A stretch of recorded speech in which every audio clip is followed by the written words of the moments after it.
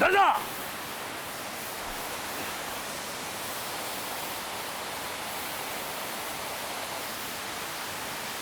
おお、常陸郷海尊。なるほど。騒ぎの元はその落書きか。そうよ。クソ坊主ども、俺が酔っ払って寝てる隙に寄ってたかっていたずら書きをしよった。そうとは知らず権行に出て万田の前でお恥をかかされたわ。一段の嫌われ者だったからな、お主は。しかしそれがために名だたる諸多山円教寺将空上人が建立した天台宗の名刹が一夜にして灰になるとはな。気をつけたのは俺ではないぞ。松明を持ったやつを屋根の上に放り投げたらそいつの不始末で火が燃え移ったんだ。そのような弁解、さて世間で通るかどうか。どっちでもいい。どうせ平家の息のかかった腐れ寺だ。せいせいするわ。お主は平家が嫌いか。俺の父は源氏の流れでな、大嫌いだよ。武家のくせに貴族のような面をして天下を我が物顔のようにのさばってる。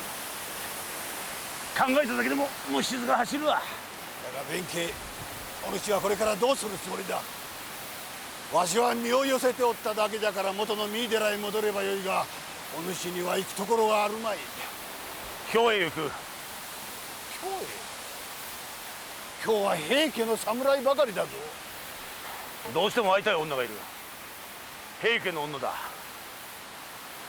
それに会いに行く。女とんでもない破壊坊主よ。その上相手は平家の女だと。玉虫という高倉の帝の中宮様に仕える女房だ。中宮様。中宮様と申せば平清盛の娘徳子ではないか。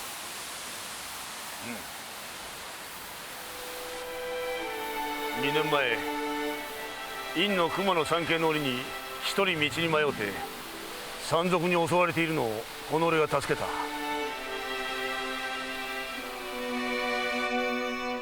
その女を背負って俺は走った。小川を越え山坂を越えて走った。そうやって一行のもとに送り届けたが、その時の甘い香り、黒髪の匂い、ほのかな肌の感触、俺は今でも忘れん。坊主のくせに困ったやつだ。だが弁慶、心せい。諸佐山炎上の一件はすぐさま京に伝わるぞ。そこへお主が乗り込むとなれば、これはただでは済むまい。騒ぎは望むところだ。ついでに一暴れして平家でなければ人でないなどとおごり高ぶってる奴らに生き恥をかかせてやろうわい。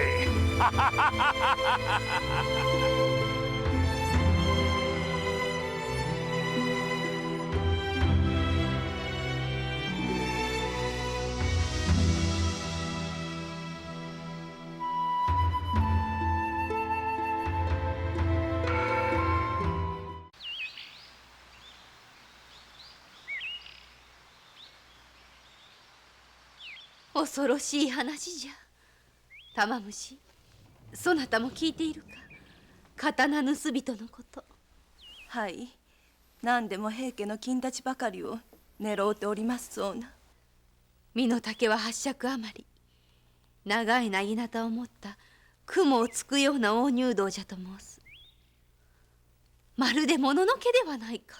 天下に恐れるものの何一つないお立場にありながら、何故拉致もない噂話に怯えられるのです。玉虫、それは違う。この立場にあればこそ世の中が怖くてならぬのじゃ。帝のお父君、一の院後白河法皇様と我が父清盛公の仲の悪さは聞こえたこと。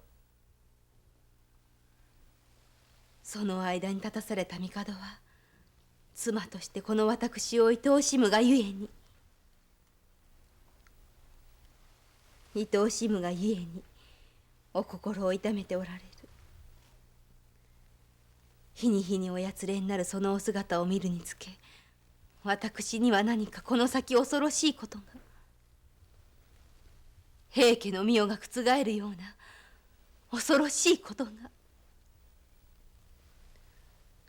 こたびのもののけの話もその前触れのような気がしてならぬのです。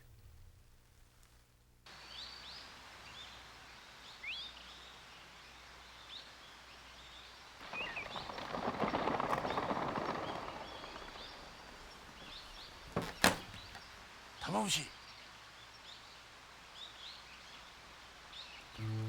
弁慶様。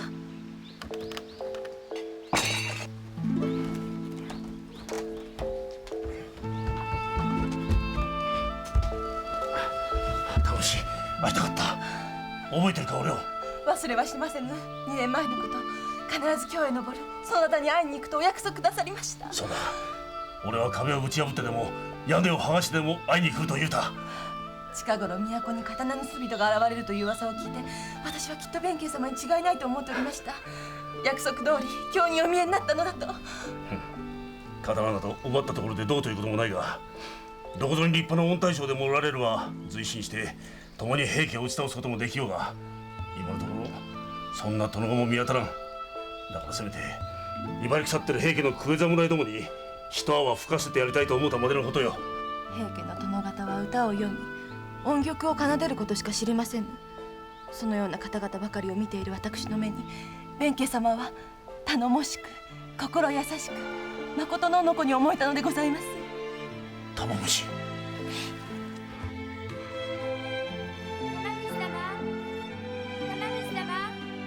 弁慶様、ここは危のうございます。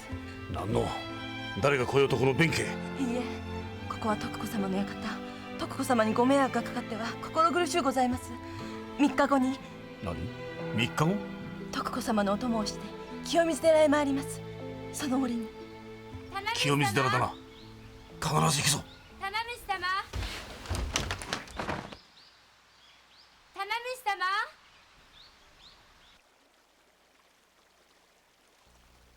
弁慶様は頼もしく心優しく誠のお子に思えたのでございます。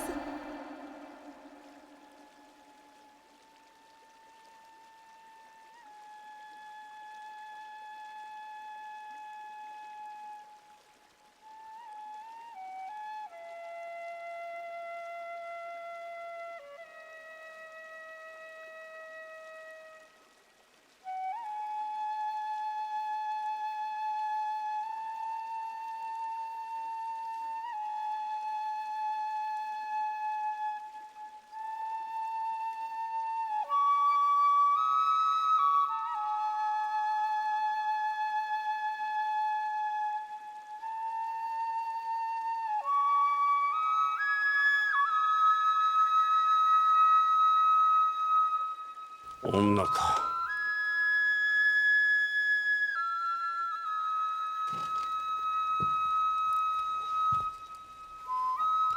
待てい。平家の腰抜け侍、女に化けてこの俺をたぶらかそうとてそうはいかんぞ。見事な小金作りの太刀、今宵千本目となるにふさわしい技物だ。命が惜しくば黙っておいていけ。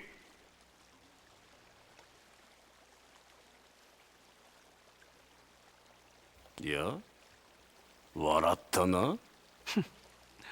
大入道、取れるものなら取ってみよ。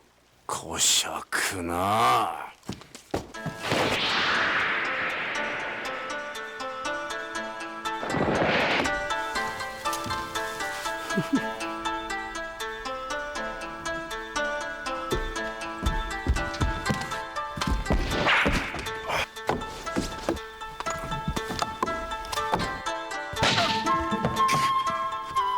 やりよったな。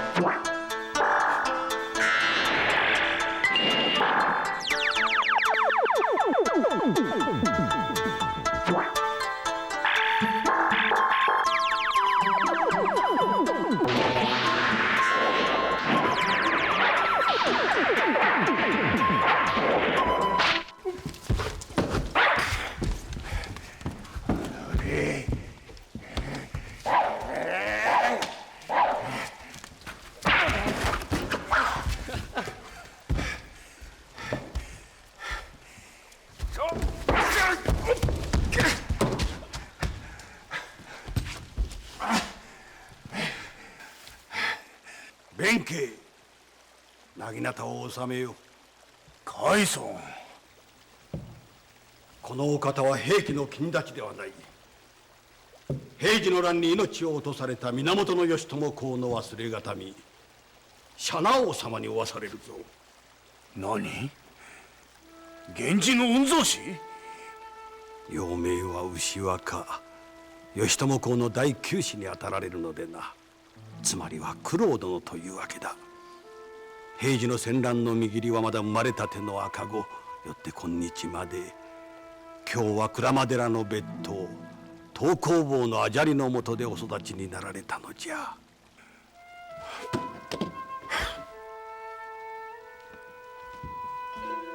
どうした武蔵坊？口が聞けぬか？いやまさか源氏の御曹司がこの京に。しかも蛇若年に仰せれながら見事なお手並み。鞍馬の天狗に習ったのよ。弁慶、お前がことはこの常陸坊から何もかも聞いておる。いや実はな、お前をこの牛若のまず最初の老頭にと勧めたのが常陸坊でな。それがためこうして会いに来たのよ。それがしをまず御家来衆の初めの一人に。ありがたきお言葉でござりまする。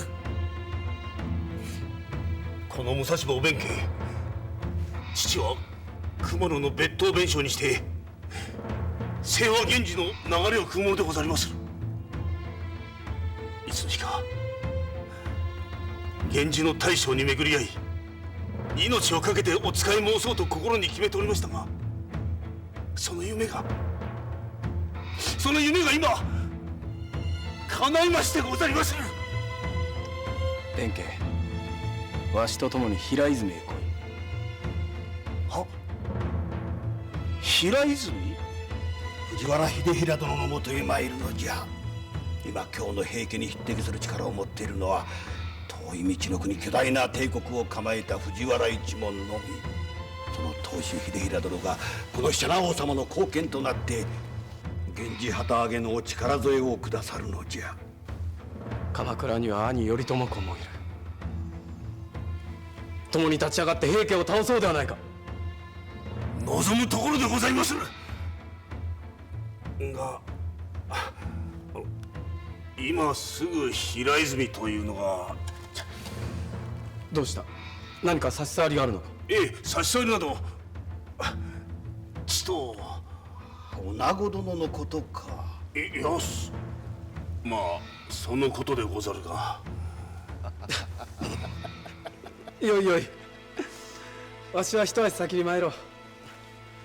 お前は別れを惜しんだ後、この海村と共に追ってまいれ。はは。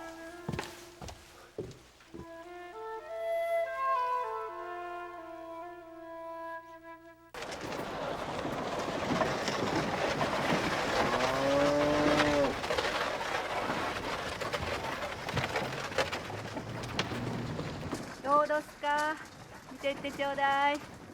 あ、どうどすか。あ、ちょっと行列。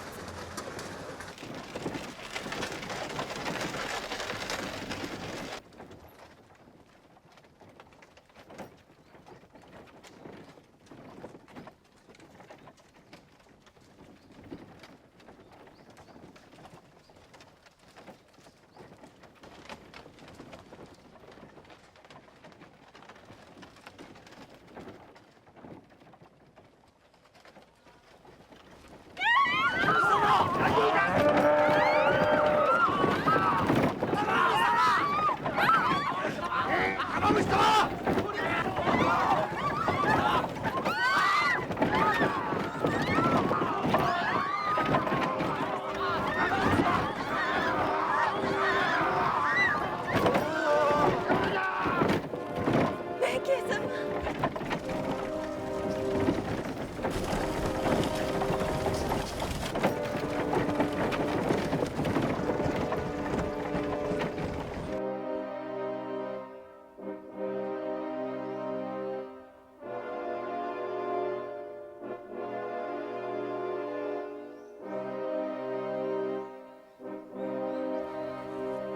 嬉しゅうございます。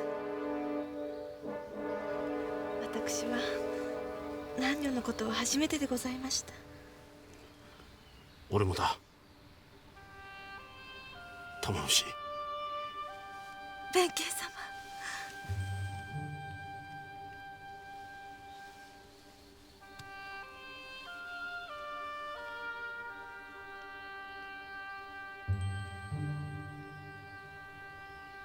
今日が日のことは生涯忘れん。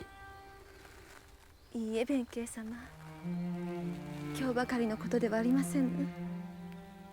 弁慶様がついてこいとおっしゃるのなら、私はこのままどこへでも、そう決心しております。いや、そなたの気持ちはありがたい。俺もそのつもりであったのだが、そうもいかなくなったのだ。それはどういうことでございましょうか。二人といない御大将に巡り合うた。その方を追うて奥州へ行く。奥州へ。すまぬな玉虫。そなたは女の身。今日のことは洛北に住まいなす不逞の者の仕業として何とでも申し開きはできよう。これが別れと思ってくれ。立派な御大将を得ることがかねてよりのあなた様の望み、その願いが叶うとならば、私は生き下がれるほかにござりませぬ。分かってくれるか玉虫。はい。けれど私は平家の女、この先二度と会うことはかなわぬやもしれません。せめて風の音、雨の音、四季の花の移ろいの折にこの玉虫のことを思い起こしてくださりませ。玉虫。弁慶様。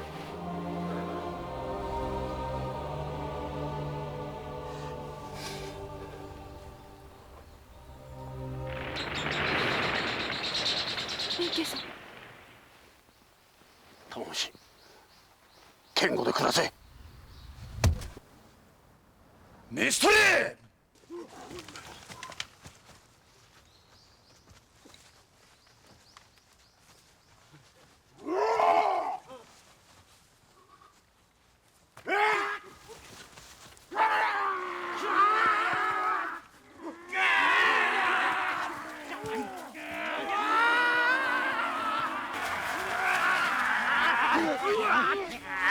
この俺に手向かうとはよくよく運のない連中よ。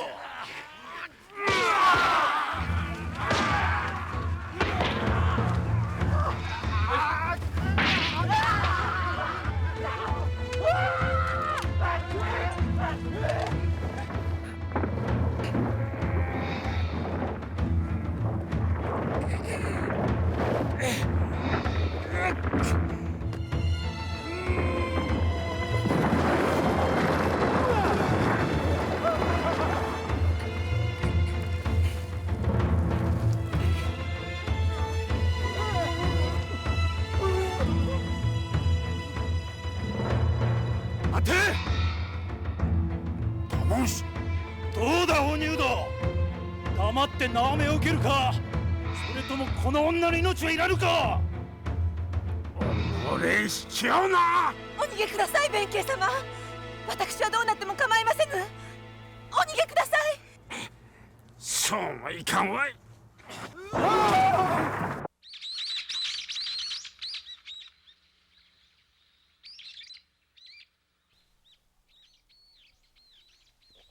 何、大木を根こそぎに。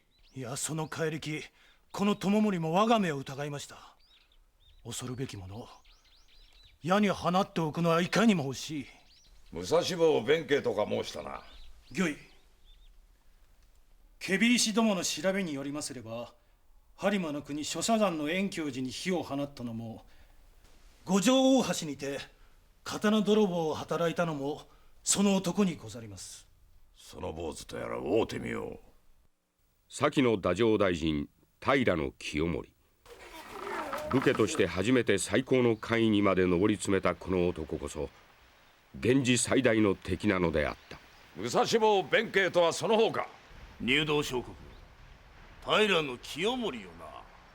こやつ天下無双の怪力と聞いたが、なんでこんなにたわいなく囚われたのか。何、人助けよ。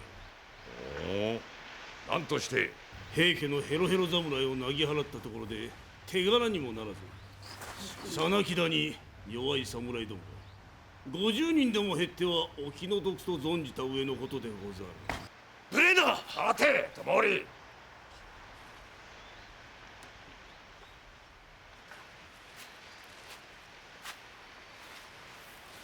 口の減らぬ坊主よ、何歳になる。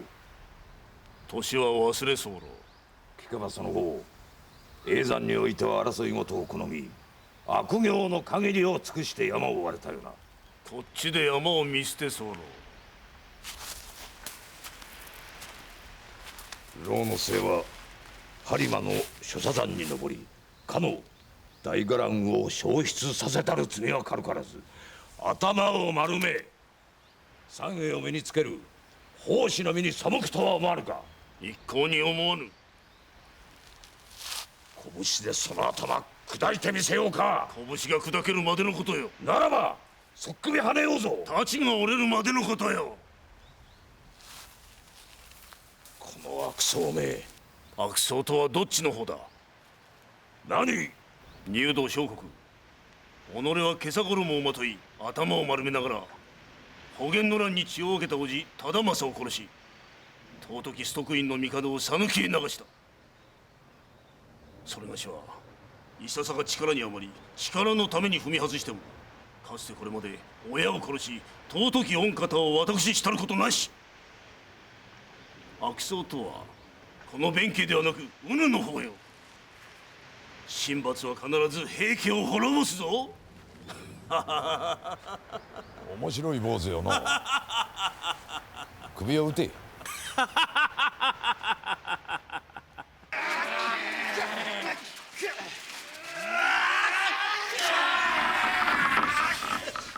も坊主なら念仏でも唱えたらどうだ。そうしようかいの。貴様らのためにな。何だと。あばんらんかんけんぼろん、あばんらんかんけんぼろん、あばんらんかんけんぼろん、あばんらんかんけんぼろん。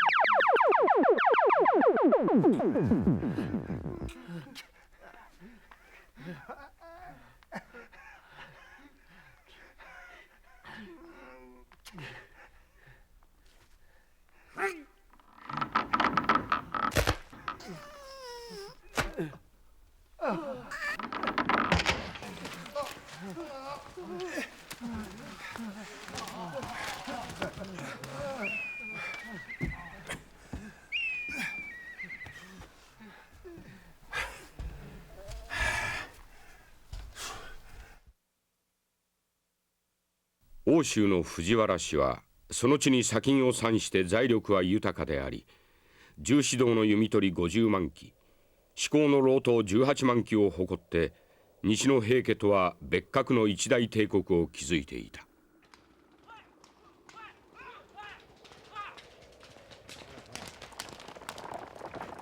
御大将よ、一番の家来を御自らお出迎えに来られたと見える。俺を。本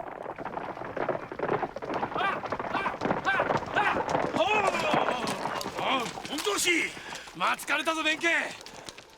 こんにちはで何をしちゃった。いや、この弁慶の身から出た錆にて思いのほか出立に手間取りましてございまする。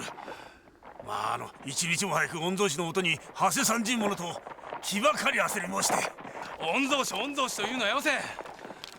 わしはもう子供ではないぞ。海村から聞いておらんのか。は？どういうことだ。元服をなされたのじゃ。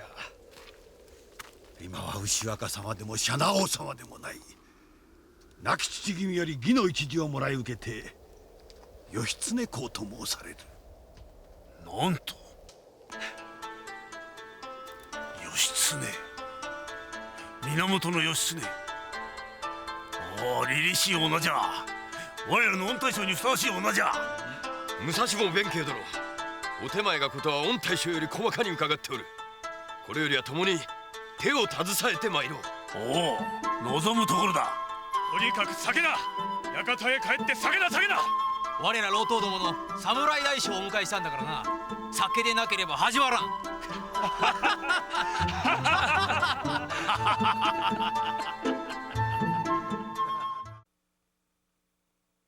藤藤原一門の今日あるはまさに義経殿の祖先八幡太郎源義家殿のおかげでな。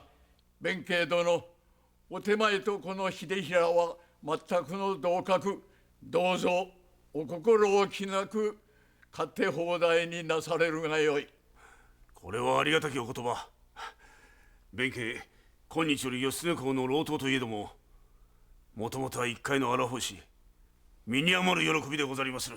いやいや、秀衡殿、お覚悟召されよう。この男を勝手放題に捨ておけばどのようなことになるか計り知れ申さんぞ。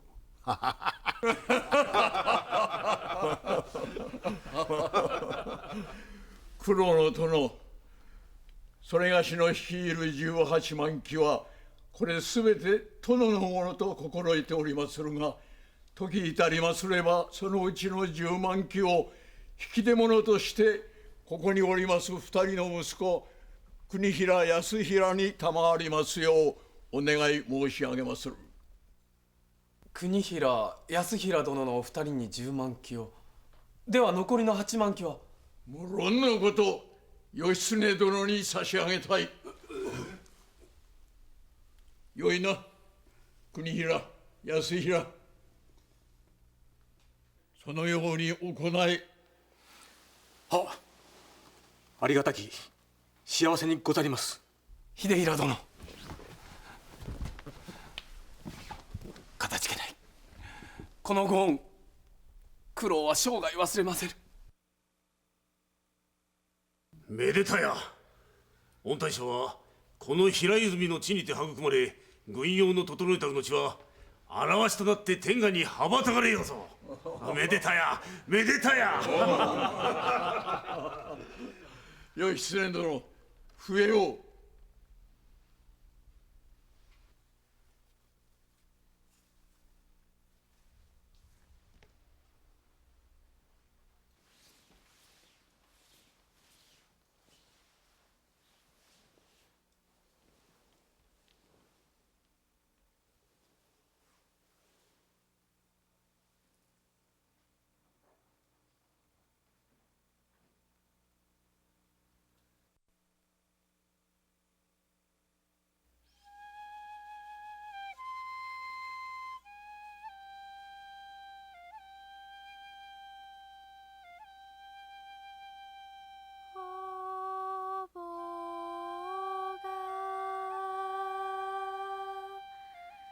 昔の花の友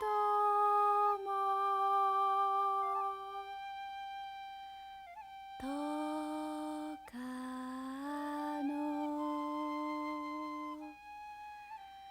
酒をやすすらん今が我に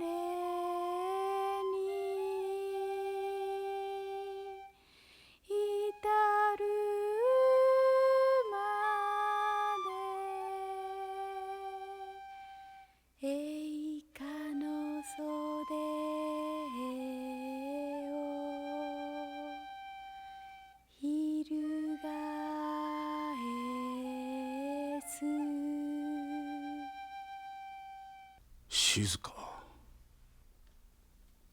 美しかろ美しい。見たこともない。まるで天女のようだ。天女か。義経様はな、母上のようだと仰せられてる。母上の？というて、御大将が母子と別れられたのはまだ血のみ子の頃。顔を覚えておられるはずもないのだが、同じ白拍子静殿の中に母子の面影を追い求めておられるのであろう。御大将の母は白拍子なのか？そう、常盤御前と申されてな、父君義朝公の愛称であられた。鎌倉におわす兄君頼朝公の母子とは別人じゃ。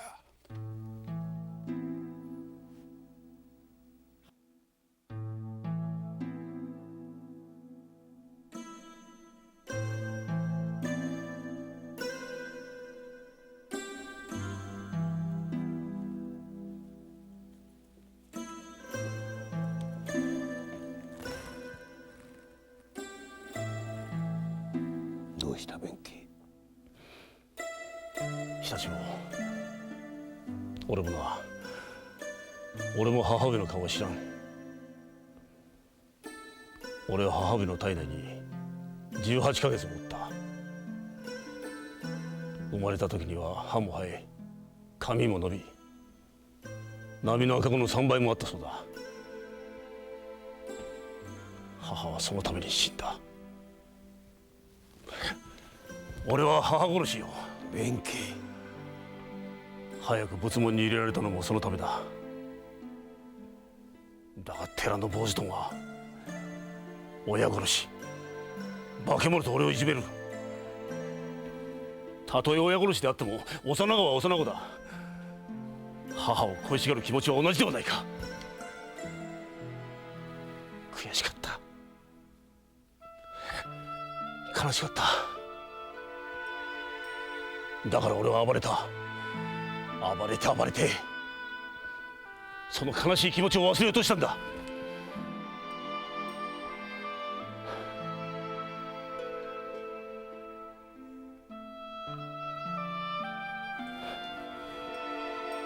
その挙句が今のこの弁慶よ。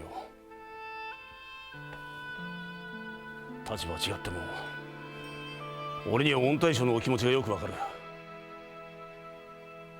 母子と同じ美しい白拍子の中に母子の面影を追い求めようとなさるお気持ちがな。御大将にはすでに父上さえいない。いや、父子はいる。父のように大きな心で包んでくださるお方はな、この地の秀衡殿よ。わしはこの地を離れればならん。諸国を巡り探り知った天下の動きをお知らせするのが務めじゃ。弁慶、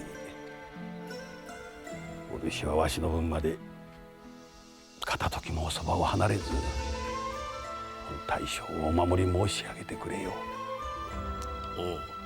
お守り申そうぞ。命をかけて弁慶は御大将の守護神となろうぞ。また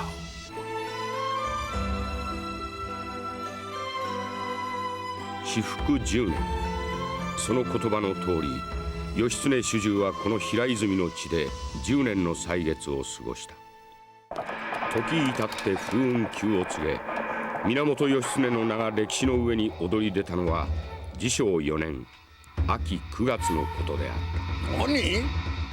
清盛入道が病に伏したと？はっ、この機に乗じて木曽におわす源義仲公が兵を挙げ、八九の勢いで京へ攻め上っておられるとのこと。おお、木曽の義仲公が。加えて先月半ば、伊豆にて平家追討の兵を挙げながら相模の国早川で平家方に敗れ、さらに土井の杉山にでも打ち負かされた源頼朝公もこの方に接してようやく勢いを取り戻されたらよし。ただいま駿河の富士川にて平の維盛の軍と対峙しておられよしにござりまする。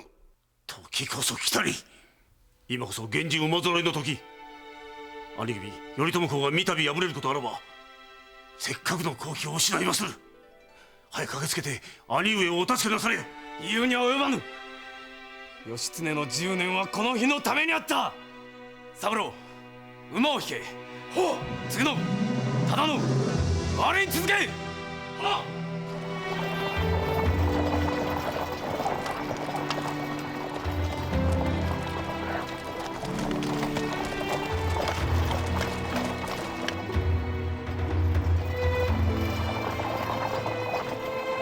兄頼朝に一刻も早く対面したい義経は不眠不休で駿河の黄瀬川に向かった。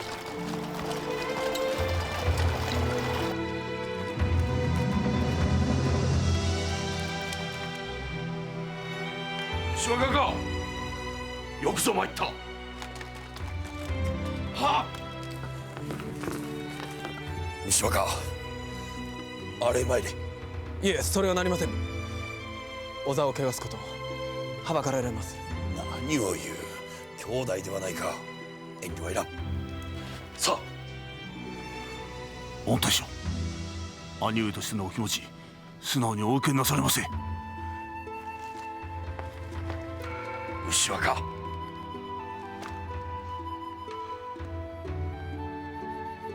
兄上。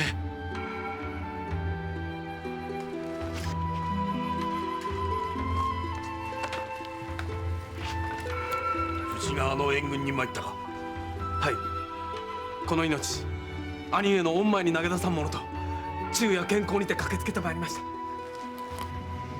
父義朝亡き後、絶えてそなたの頼りを耳にすることがなかった。兄弟であることを忘れずよく駆けつけてくれた。嬉しく思うぞ。私こそ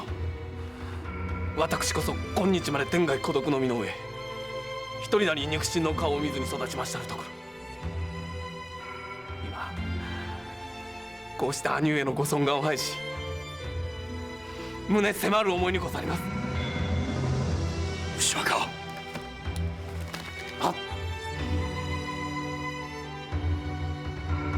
これより先は水と魚のごとく手を取り合って亡き父の恥をすごうぞ。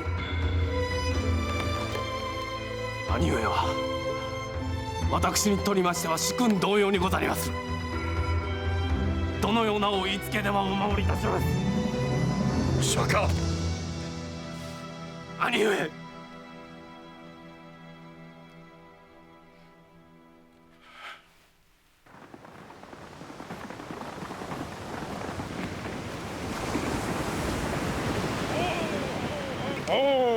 おう。弁慶、兄上をどう見た？心優しき殿。この弁慶には兄も弟もございませぬゆえ、兄弟とはかく美しきものかと。弁慶、私はな、秀衡殿の8万騎を引き連れてまず坂東に打って出る。坂東8カ国を抑えれば12万騎が我が物となる。合わせて20万騎じゃ。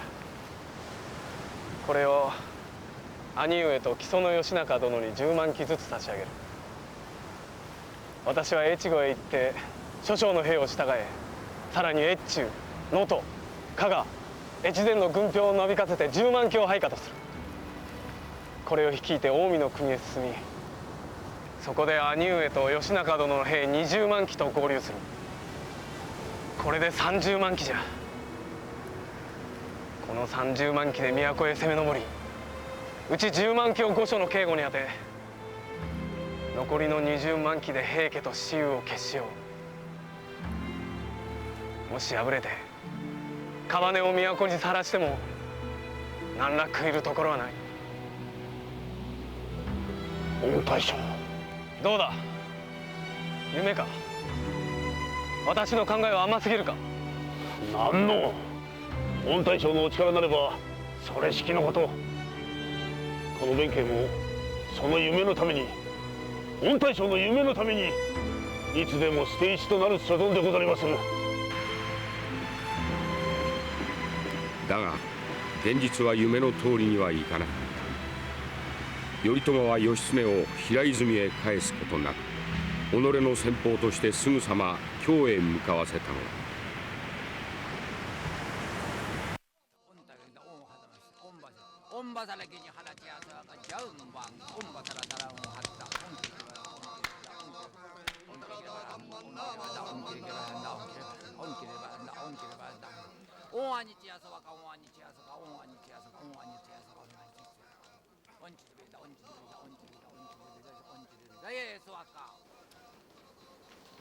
源氏が来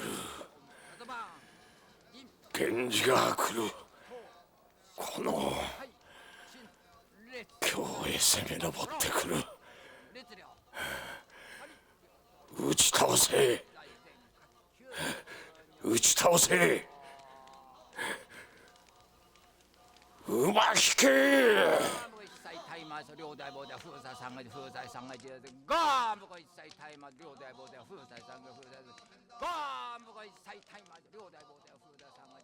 永和元年2月、清盛が死ぬと、あれほど我が世の春を誇った平家の勢力もにわかに衰えを見せ始めた。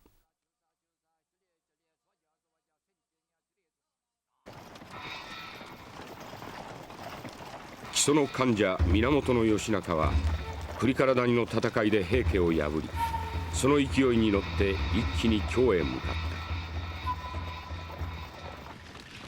た。その頃義経は京にほど近い新宮十郎行家のもとに軍をとどめていた。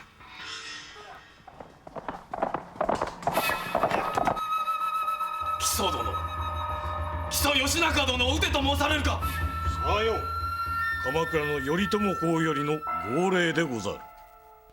ついては1万騎の兵力を分け与え、この梶原景時を戦奉行としてお差し回しくださることと相なり申した。しかし木曽殿は我らにとってはいとこ。しかも平家を京より追い落とし西国の海を追いやった主君の将者。それをなぜ兄上は。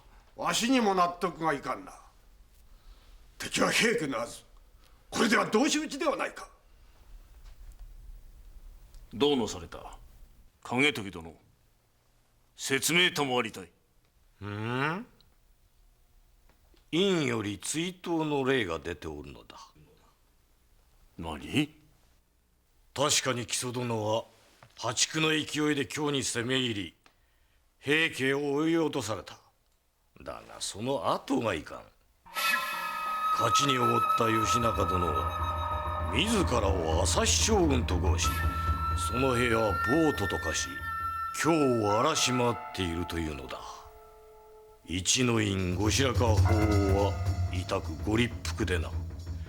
その鎮圧を頼朝公にお命じになられたのだ。どうだな、無理からぬことでござろう。いや、院よりのご要望とあらば致し方も。そればかりではござらん。木曽殿の行いは源氏の名を汚すものだ。しかも朝日将軍とは何事。源氏の総大将は頼朝公を置いて他にはない。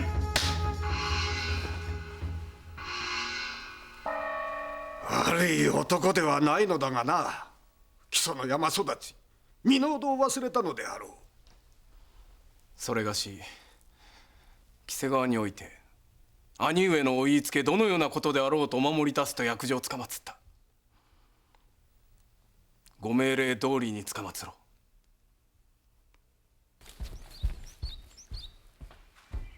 おい日立坊、もいつ戻ったんだ。今しがたな。いよいよ京へ攻め入るのか。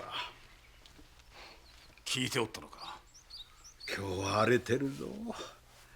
あの梶原景時と申す男の言う通りな、百鬼夜行湧き立つばかりだ。気になるか。京の都に住まいなすお方、別れて10年。平家が都落ちたとなれば今頃はどうしているのか。バカを言うな。今の俺は御大将をお守りするが一番。女子のことなど考えておらん。そうかな。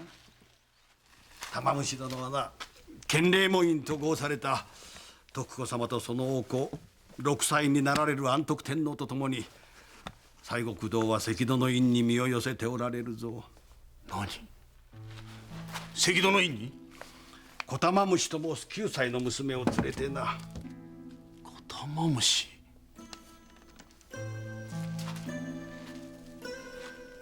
お主のお子よ。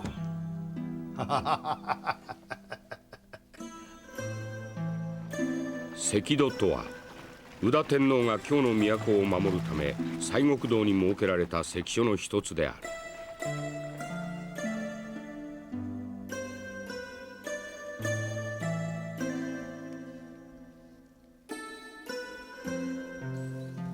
儚いものじゃ。人はなぜ討ち討たれるのであろうか。互いに血を流し命を捨て合うのであろう。そうした人と人との憎しみ合いが先に我が夫高倉帝の命を奪い、今また父清盛の命を奪うたのじゃ。ほんにわずか1月ほどの間にお気持ちをお察し申します。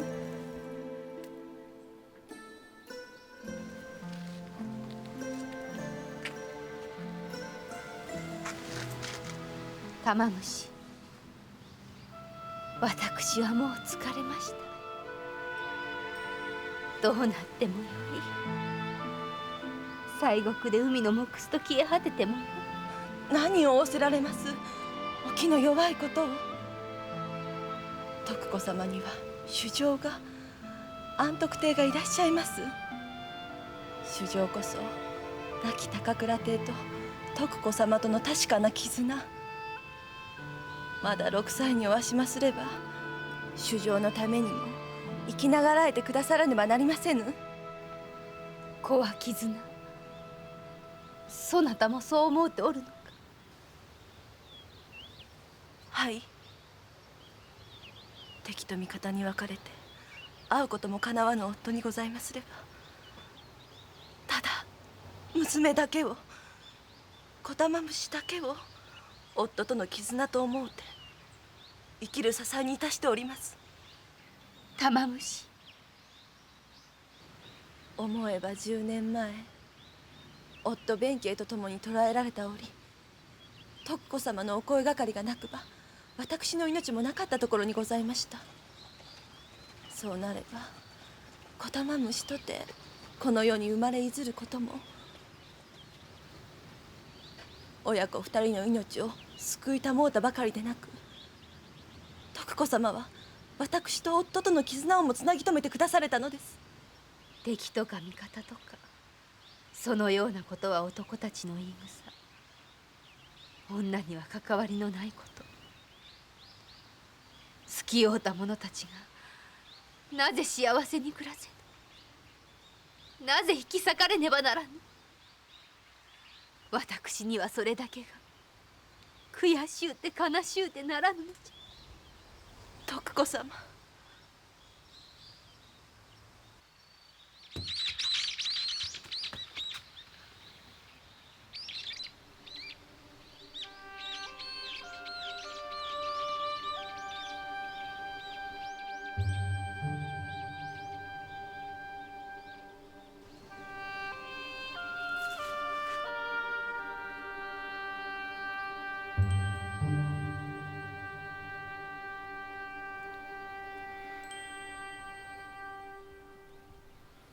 ついつい話が長うなった。主上もお待ちであろうゆえ、私は部屋へ戻ります。遅らすともよい。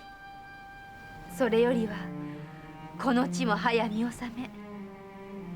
明日は迎えの御座船が参ることゆえ、別れを惜しむがよいぞ。徳子様、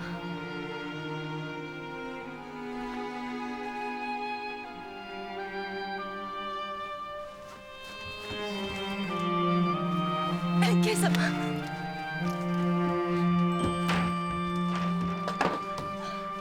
弁慶様。玉虫、許せ、許してくれ。そなたが命を落とさんとしたこと、それを建礼門院様に助けられたこと、今初めて知った。それに娘のこともな。お分かりになられましたか。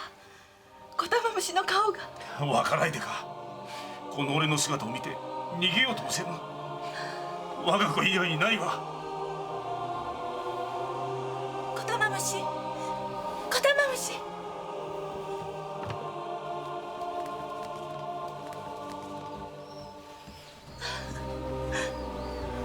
巨漢の僧、荒々しき武者と常々語り聞かせておりました。幼心にそれが焼き付いていたのでござりましょう。子玉虫、父様じゃ。この方がそなたの父様じゃ。愛しいぞ子玉虫。人にあらず鬼じゃ化け物じゃと言われたこの俺に、そなたのような可愛い子が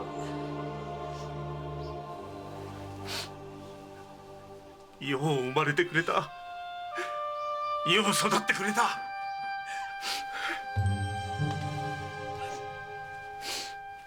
苦労かけるが今しばらくの辛抱じゃ。必ず迎えに来る。今このわしが仕えている御大将は海田一の弓取り。必ず騒乱を収め天下を平らげるお方じゃ。そうなればもはや平家も源氏もない。親子3人で暮らせるぞ。弁慶はそのために戦っているのだ。命を懸けているのだ。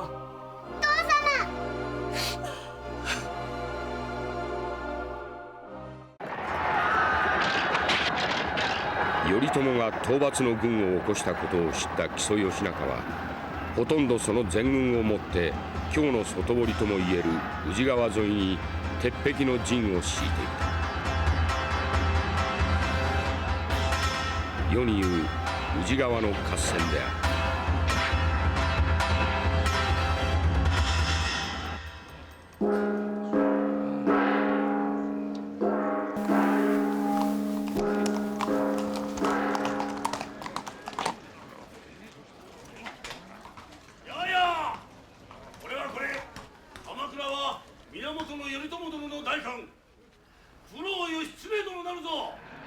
今大将となって入洛いたす。軍票狼藉あるべからず。町人どもは安堵して制御に励むべし。何？九郎が都に入ったと？よい。先駆けと覚えまするおよそ20騎のうち九郎義経殿と見極めし若武者を大将と押し立て獅子奮陣の働きをなしたのは武蔵坊弁慶と申す荒法師にございます。なぜだ？早すぎる、早すぎる。宇治川の備えはどうした？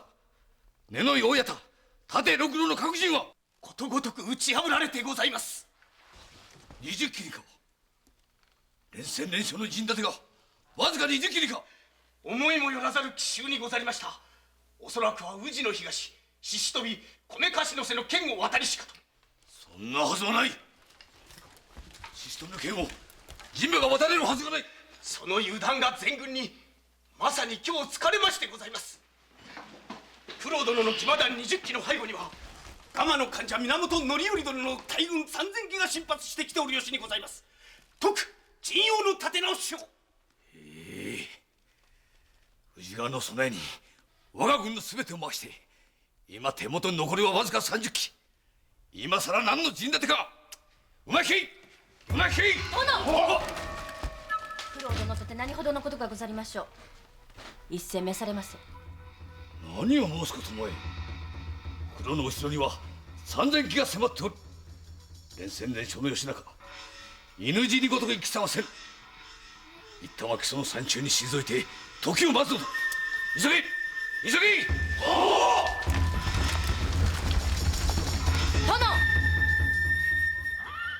義仲は京を捨て会わずに落ちていった。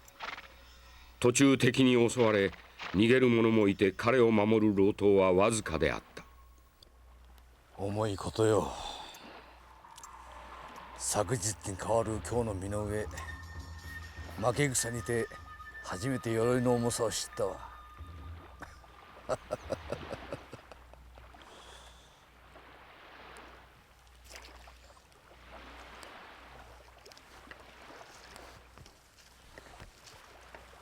巴、ここで別れよう。朝日将軍とまで合したわしが女を連れて逃げた上に共に討ち死にしたと伝えられては末代までの恥じゃ。伊藤は取らせる。そなたは女の身じゃ。敵も荒々しいは扱わぬであろう。恐れながら巴は幼き頃より武芸をたしなみ合戦に臨んでは今日までいかなる武将にも遅れを取ったことがござりません。この上は野の果て山の奥までもお供つかまつり殿のお命ともども神戸を並べよう心組にござりまする。御友お許しくださりませ。ならぬ。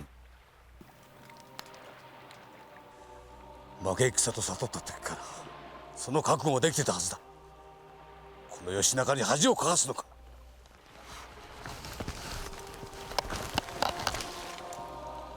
女の身が悲しゅうございます。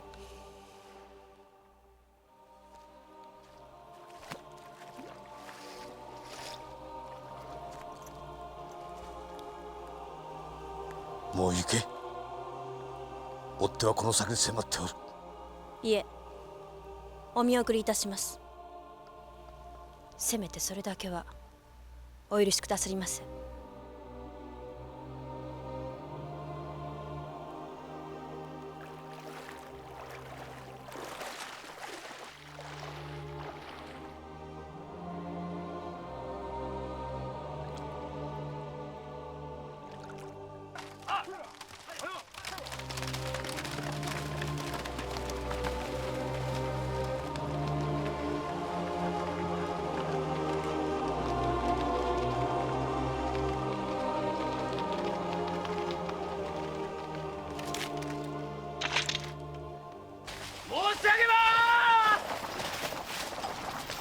凛々しき若武者忠之にて我らが先方と戦っております。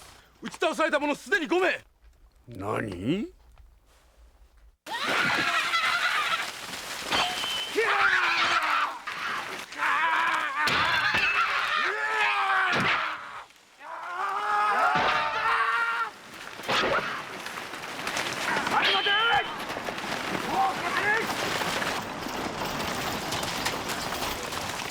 そこの若武者、木っ端増兵どもの手向かう相手ではない。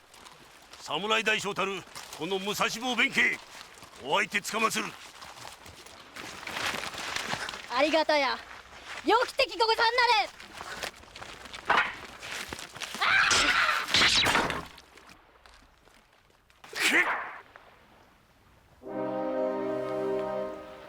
さてはそこもと、木曽勢にその人ありと言われた女将軍巴御前でござったか。いかにも。わらわは木曽殿の面倒にして中三言の神景藤が娘巴討ち取って手柄にいたせ。どうしたのだ弁慶。それがし女性の首を打つたちは持たぬ。言うな。わらわは女ではない。歴戦を戦い抜いた荒武者じゃ。ならばなぜ一人でここに。弁慶も武将ゆえ木曽殿のお気持ちは分かり申す。お身を女と思えばこそお別れなされたのでござろう。命を惜しまれよ。木曽殿もそれを望んでおる。生きながらえて吉永公の菩提を弔われよ。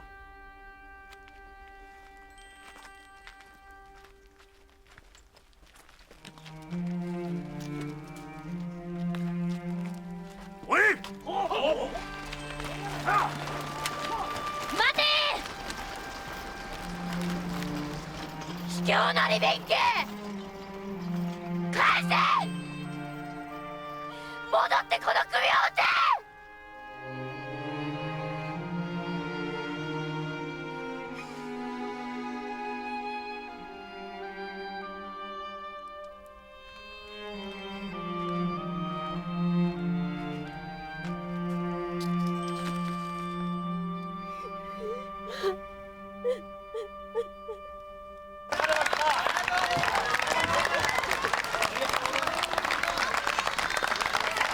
木曽軍の横暴に苦しんでいた京の人々は義経の軍勢を熱狂的に迎え入れた。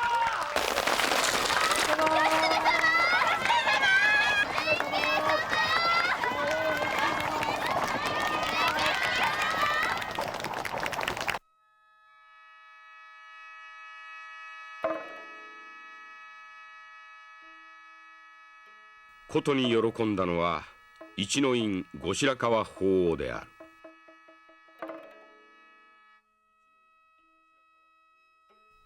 女を名乗られよ。義経。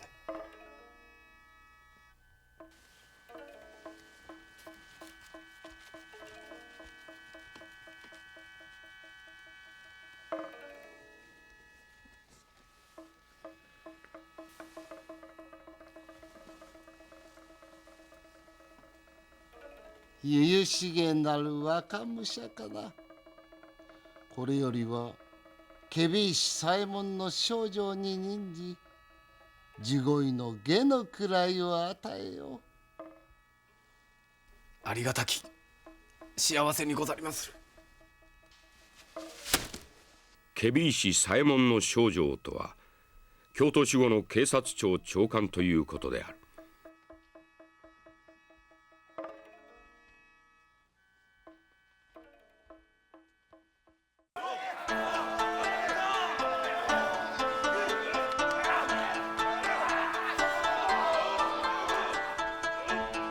皆の者よく聞け。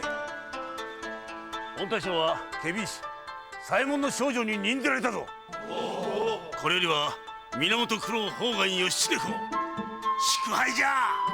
おお、地声の下か。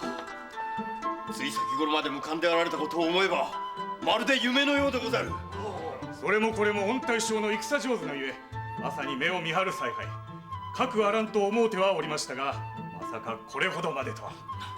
ささ我らが御大将宝願殿、今一個。いかがなされましたか。お顔の色が優れませぬ。いや、皆がそれほどまでの褒めてくれるのはありがたいが、九郎はまだ本来の戦をしてはおらんのでな。本来の戦とは。平家じゃ。木曽殿との戦はいわば源氏の同士討ち。その間に西国に落ちた平家は勢力を盛り返して一ノ谷屋島に結集しつつあるという。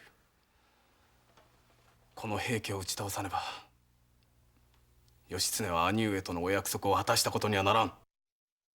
ごもっとも。されどこたびの木曽征伐も鎌倉様のご命令によるもの。お役目無事果たされた今、その一切の報告は戦奉行梶原景時殿をもって鎌倉様にもたらされております。やがて必ずやこたびのお手柄に見合う再度のご命令が下されることにござりましょう。だがあまりにも遅い。新宮幸家殿より聞くところによれば、平家追討の将軍には蒲の患者範頼公を向けられたとのこと。兄上にはこの義経をお忘れになられたのかも。御大将、義仲公追討の見切り、我が君には先駆けであったゆえ、頼朝公には手柄のほどを勘違いしておられるのでございましょう。何、じきに機会を参りまする。その折志士奮陣のお働きをお見せいたせばよいことじゃ。それよそれ。そうなれば鎌倉様とて宝願様のお力をお見過ごしになるわけにはいきますまい。良き弟を持ったと御身の家宝をお喜びになされましょうと。上様、ただいま欧州平泉より常陸坊海尊殿静御前様を伴われてご到着にござりまする。何、静が。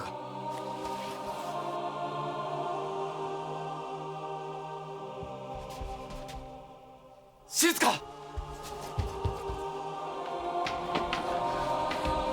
九郎様、九郎様、来てしまいました。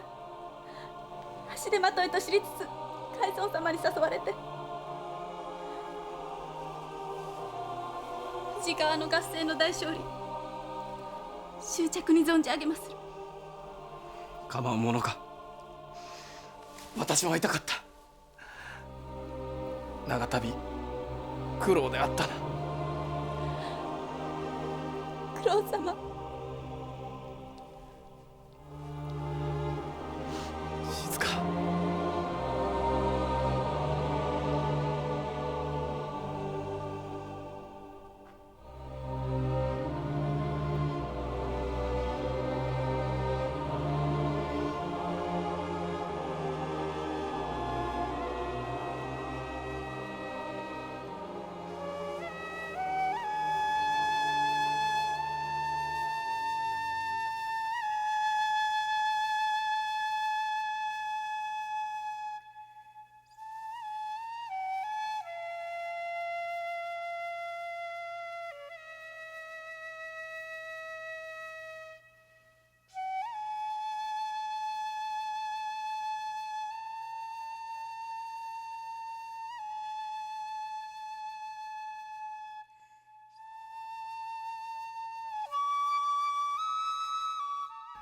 静殿は御大将にとっては母子も同じじゃ。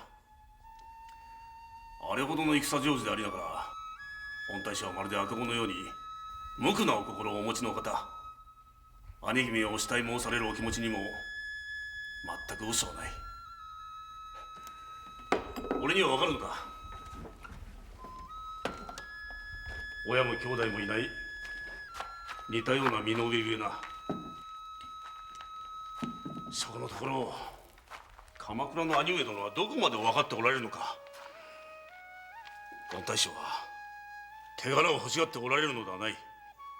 血を好み乱を望んでおられるのでもない。ひたすら兄君を慕っておられるのだ。兄君をお喜ばせ申し上げるためのみ戦っておられるのだ。弁慶、案ずることはない。苦労の君が総大将として進発なさる機会はすぐに来るぞ。何？ガマの患者範頼公が5万余機の大軍を引き連れて平家追討に向かわれたことは知っているな。ああ、白井でか。御大将の急須の種もそれよ。だがその範頼公行く先々で平知盛の軍勢に打ち負かされてるのもはや壊滅のありさまでそうな。それゆえ周囲の豪族たちもこぞって平家になびき、知盛は福原に安徳天皇を迎えて一大要塞を築いているというぞ。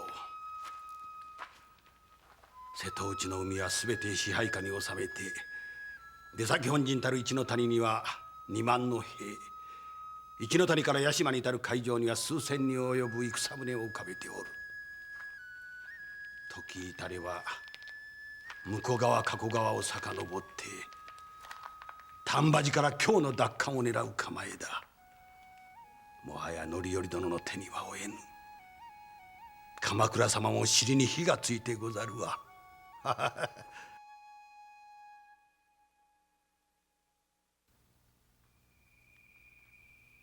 海尊の言葉の通り、静かな日々はすぐに終わった。九郎様。戦奉行梶原景時をもって頼朝から出陣の号令が下ったのである。平家の水軍は恐るべき強さにござりまする。それに引き換え坂東武者には岡戦の経験よりなく、水には慣れておりませぬ。船戦に際しては戦船ことごとく逆艪を用意なさるがよろしかろう。逆艪とは？さてこれは御大将でありながら船戦の兵法もご存じないとは心もとないことでござりまするな。逆艪と申すは船の前方と後方両方に向けて櫓をつけることでござる。何故に？いやいや、他の戦ならば馬にせよ火器にせよ身体は自在でござるが、海にてはそうはゆかぬ。進むはよけれど一旦引くとなれば大きく船を回さねばならぬ。手間も暇も食う。逃げ支度をせよと申されるか。何？この九郎はただ敵に勝つためにのみ戦っておる。進むは知っても退くは知らん。優れたる大将の兵法は味方を傷つけずして敵を討つことにあると心得てござる。ただがむしゃらに突き進み攻むるを知って退くを知らぬは才なきイノシシ武者に過ぎ申さん。御大将をイノシシ武者と言うたか！控えしろ。御大将が申されるは合戦に資するは本望と思われてのこと。その気持ちは我らとて同じでござる。もしも命を惜しみ身を守らんと望まれるなら初めから合戦に出ぬがよし。臣が総大将の折には百艇でも千艇でも逆艪を用意なされ。のびやかなことよ。梶原殿は合戦を船遊びに変えるご所存か。逆浪士の大将とて先に上様を恥ずかしめられたはお身ではござらぬか。手を離されよ。この梶原景時は臣下にあらず頼朝公の名代なるぞ。弁慶、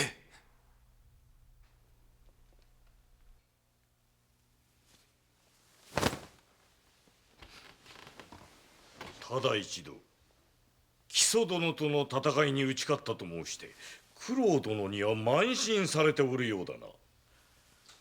鎌倉様の名代たるそれがしの検索をこうまでないがしろにされるとは、いやご立派なことでござる。黙られよ。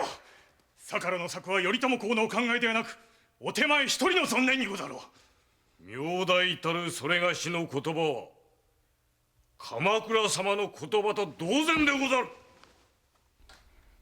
梶原氏、御大将が命を惜しまぬと仰せられるのは誰のためか。鎌倉殿のためぞ。決して功名手柄を望んでのことではない。そのあたり勘違い召されるな。口先では何とでも言えるわ。分かった。兄上への忠誠、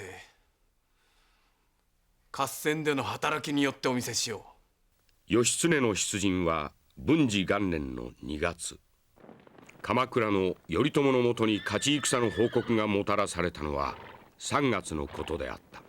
本朝の昔を尋ねるに、坂の上の田村丸、平将門、源頼光などは武勇といえども名のみ残るばかりで、その実目で見たものはござりません。しかしながら九郎判官殿はまさに目の前にてその武勇を示され、万人を驚かせた奇跡のごとき名将軍にござりまする。福原に城塞を築き、10万の兵を擁して一の谷、二の谷、三の谷と陣を構える平家一門に対し、判官様の軍勢はわずかに1万よ。まともにぶつかっては勝てる見込みはござりません。そこで判官様が目をつけられたのは、城塞の背後にある日踊り越えの坂。断崖絶壁のこの背後には平家方も安心しきって何の備えも設けていなかったのでござります。ところがこの坂を鹿が降りるとお聞きになった判官様は、鹿が通るならば馬も通ると申され、完全3000騎の騎馬隊をもって日踊り越えを坂落としに落とされました。これによって平家方はその陣営のど真ん中を内から突かれた形となり、阿鼻教官のるつぼに山崩れ、味方の裏切りかと浮き足立って騒ぎおりますところに、残る7000の判官様の軍勢が大手より怒涛のごとく突入したのでござります。平家方は回覧状態、死者怪我人は数万を数え、行方不明者は数知れず、方法の手で沖の船に乗り込み、屋島へと逃走いたしてござりまする。10万の平家方、わずか1万の兵で。鹿が通るならば馬も通る。はっ。して屋島にてはどうだ。四国屋島に攻めかかるには戦船がなくてはいかようにもなるわい。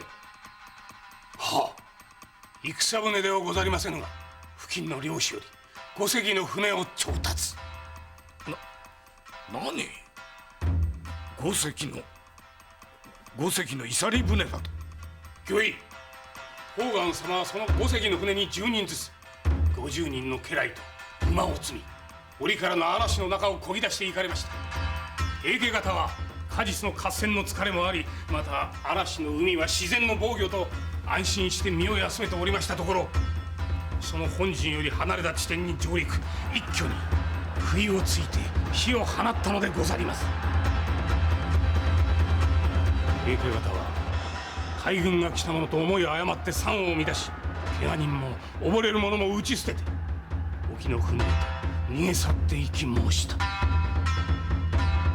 屋島を失った平家は瀬戸内海を西へ逃れて最後の決戦を挑まんと長門の壇の浦に集結いたしました。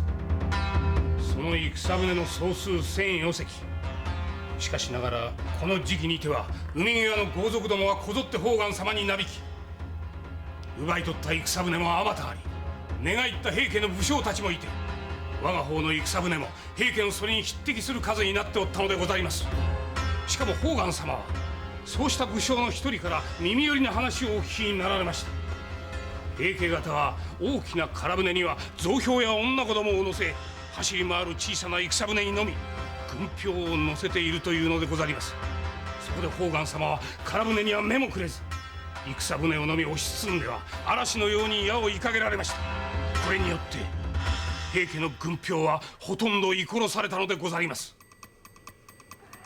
ここに至って平家の最後を覚悟した総大将の平知盛は、せめて父清盛への手土産にと宝願様の首を取るべく猛然と小舟を寄せてまいりました。しかし宝願様は八艘飛びの秘術によって船から船へと飛び移り、力尽きた知盛は武蔵坊弁慶なる猛将の手によって討ち取られてしもうたのでございまする。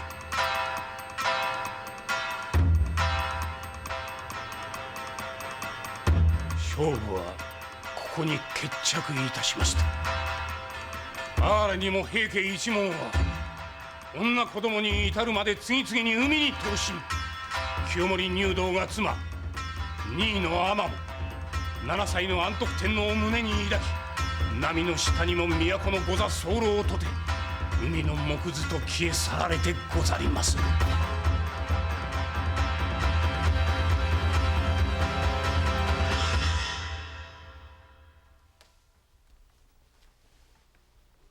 波の下にも都の御座候か。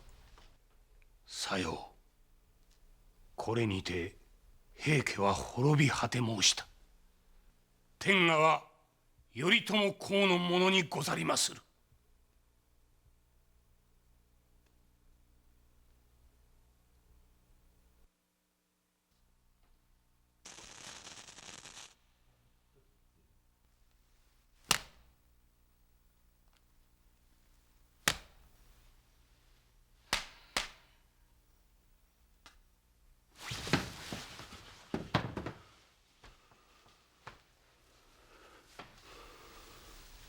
九郎殿の強さ、末恐ろしゅうござりますな。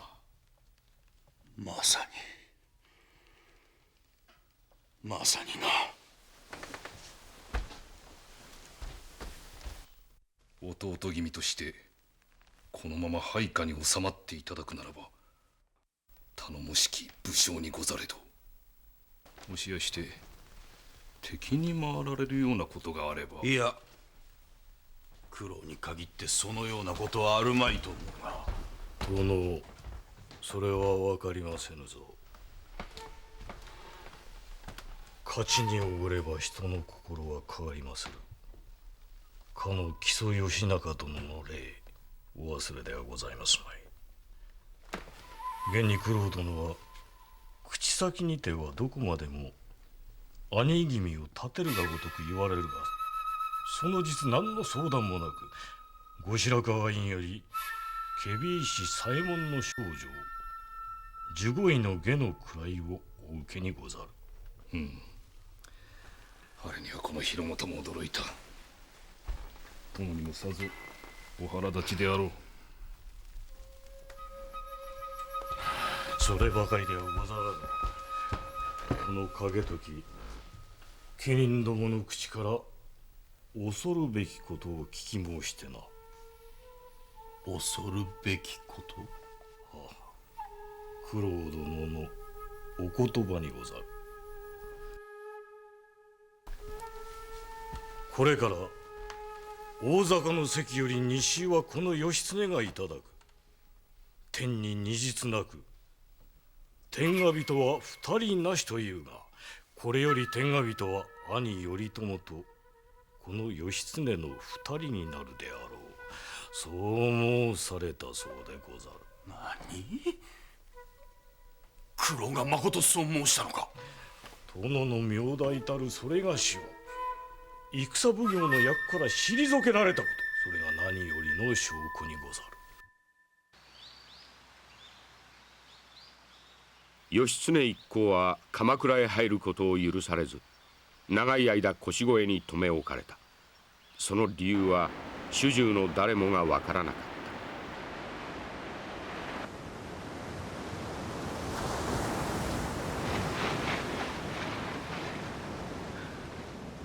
どういうことだ弁慶。もう何日になる。兄上はなぜお会いくださらぬ。わかりませぬが、平家追討の功を成し遂げられた大将軍をお迎えするにあたり、いろいろとご支度があるのでございましょう。それにしても遅すぎるではないか。いつまで待てばよい。この海をいつまで眺め続けるのだ。海を見るとあの合戦が思い起こされる。壇の浦に沈んでいった女や子供たちのことがな。あれは地獄であった。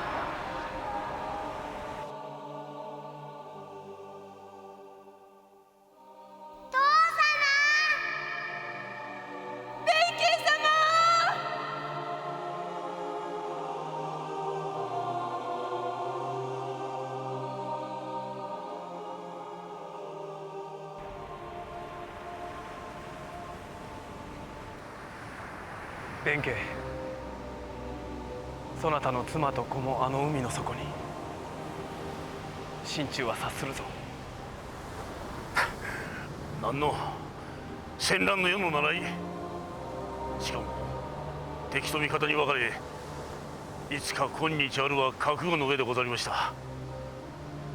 御大将こそかの戦いはご自身の欲望のためではなく、ただひたすら兄君をお喜ばし参らせんがためのことでござった。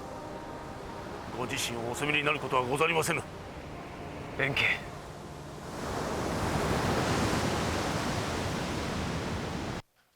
謀反。私が兄上に対して謀反だと。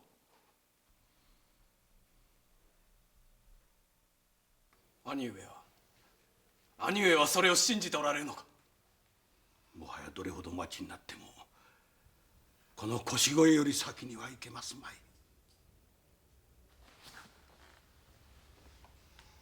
頼朝公臣下の畠山の次郎重忠殿の手筋からも探りしに申した。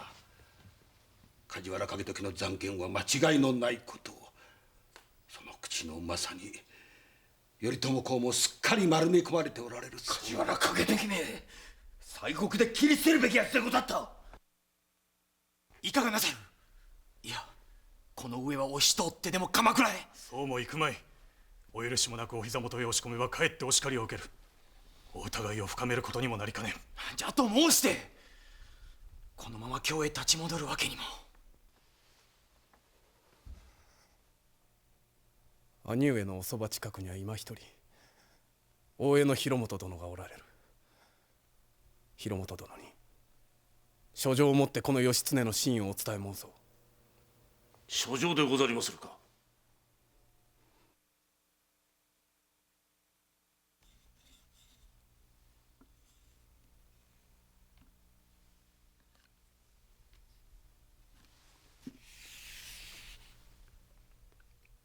どうぞ。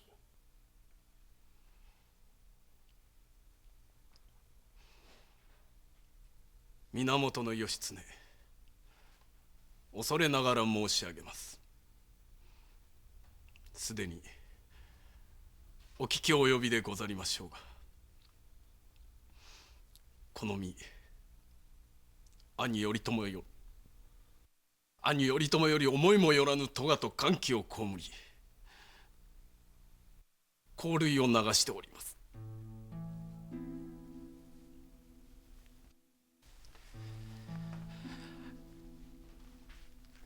申し開きをいたそうにも鎌倉へ入れてもらえず、大手さえもらえぬ身の上ではいかんともしがたく、こうして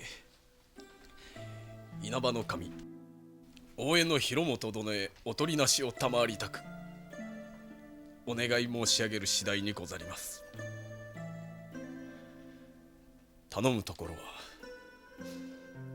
ご貴殿の広大なるご慈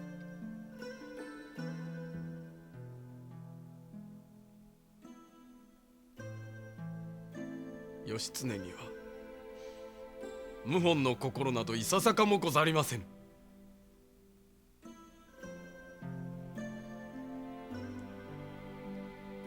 兄上の御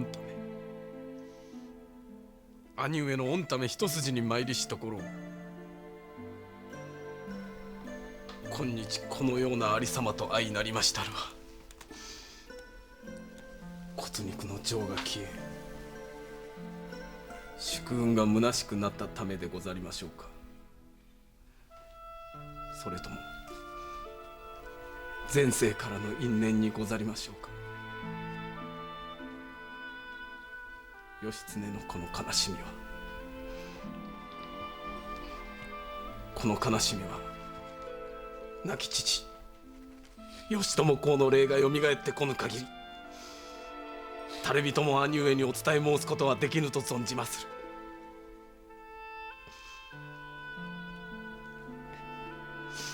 こと新しく申し上げるまでもござりませんが、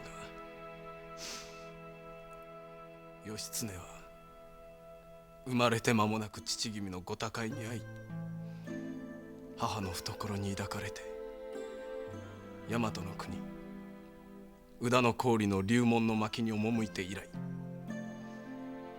一日片時も安らかな気持ちで暮らしたことはありません。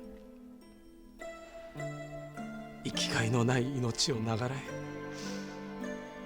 諸国を放浪遍歴しあちこちに身を隠し変動恩国を住みかとしておりました。後の世に腰越状として伝えられるこの書状に頼朝からの返事はついになかった。義経主従は虚しく京へ引き上げるしかなかった。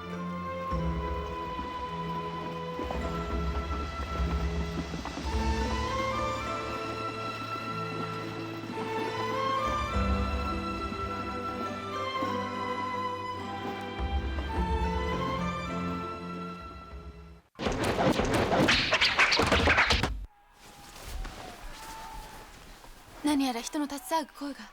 御大将幼稚にござりまする。何？土佐の坊将軍が幼稚にござりまする。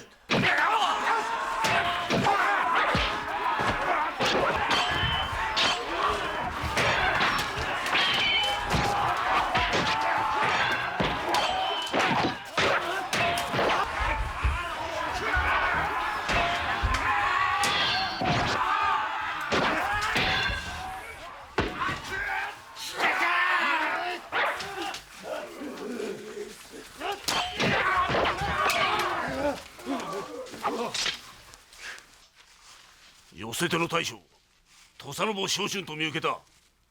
いえ、一体誰の差し金か、それとも己一人の了見か。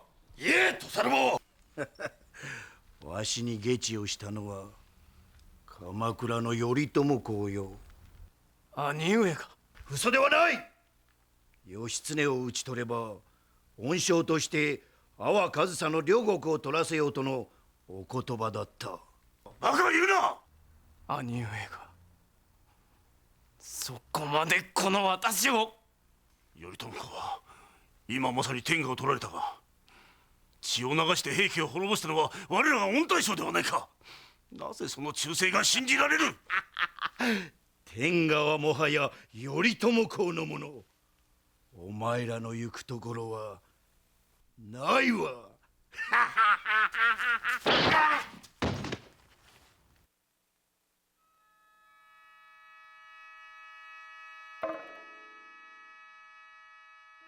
哀れなるかな、哀れなるかな。その方の口を察するぞ。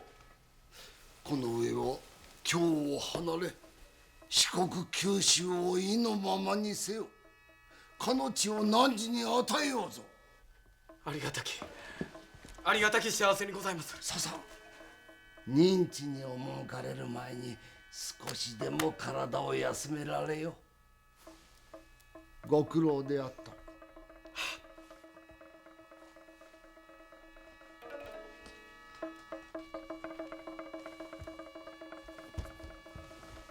やれやれ、これで厄介払いができたよの。いやいや、良きお知恵にござりましたな。木曽義仲の例もある。また今日の町を戦で荒れさせるのはもう嫌じゃからの。もう嫌じゃ。して鎌倉方には何となさいまする。さてそこじゃが、まあいずれも頭の固い坂東武者。なんとでもなろうわいの。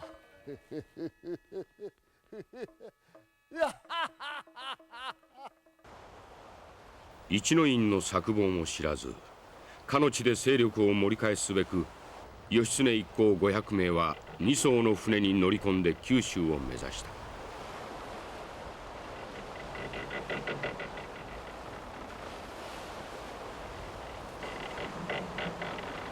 おむつまじいことだな。見ていると心が和む。苦しい境遇だが、静殿がおそばにおられることだけが御大将の救いよ。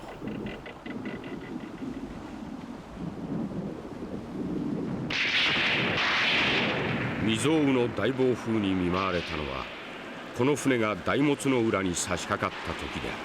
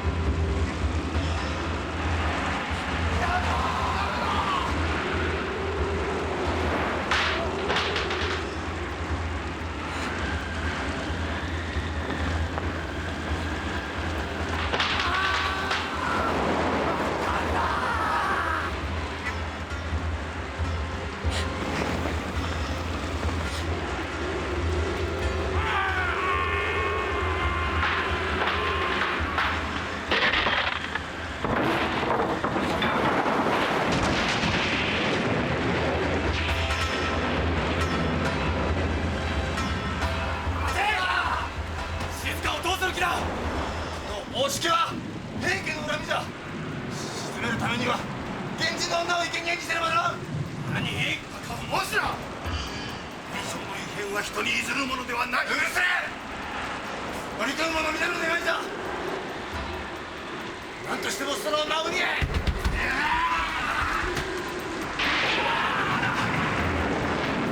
静かに触れる者はこの義経が消える。静か、皆そこにくぐると九郎のそばを離れるでない。よいか。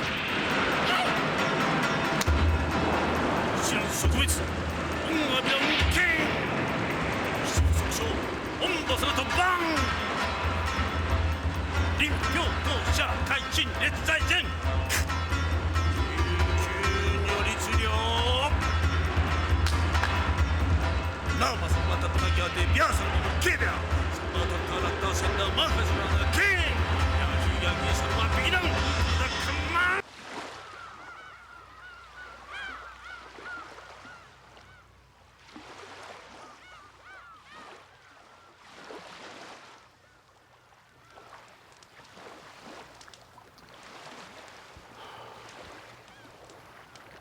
たどり着いたのはこれだけか。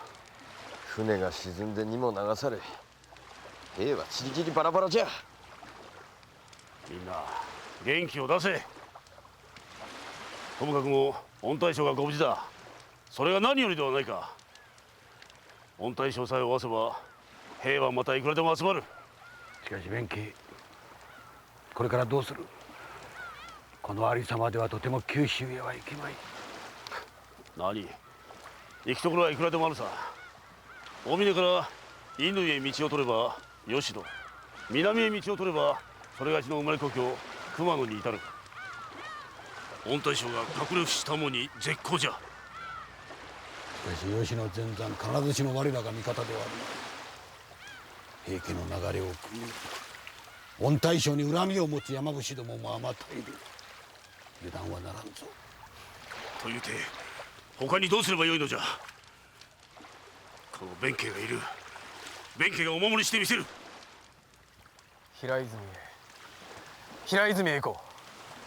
父のごとき秀衡殿のところへ。かの道のくの王国であれば兄上も手は出せまい。そうじゃ、平泉じゃ。あそこには18万の軍団がいる。しかもそのうちの8万は御大将にと秀衡様もお約束下された。平泉しかない。剣と将来の地は平泉じゃ。手つかずの8万騎が待っておる。御大将、参りましょう。いや、しかし待て。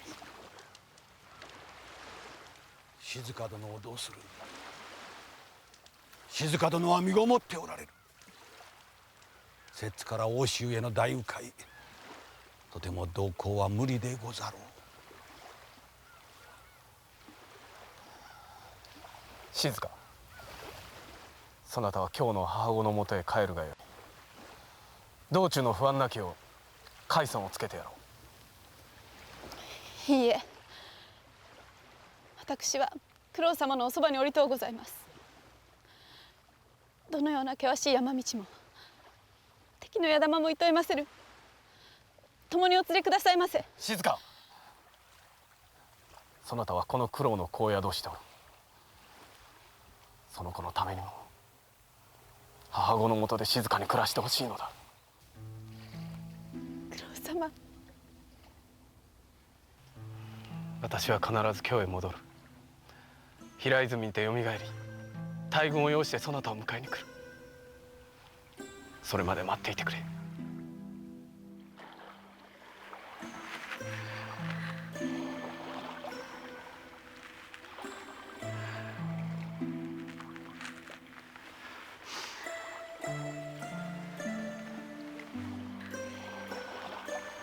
この笛は幼き日母から与えられしもの。これを持て。これを九郎と思うてくれ。きっと迎えに行く。静、体をいとえよ。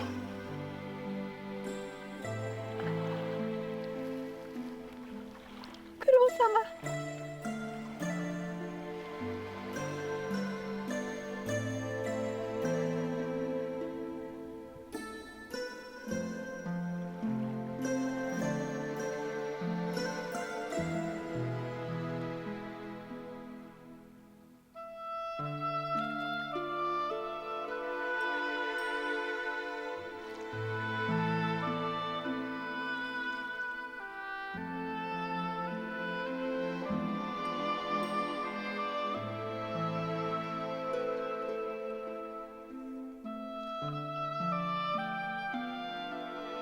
静は京に住む磯野禅師のもとへ無事にたどり着いた。だがそこで静は初めて後白河法皇の裏切りを知ることとなったのである。法皇は義経が京を去った後、すぐさま頼朝に対して義経追討の院宣を下していた。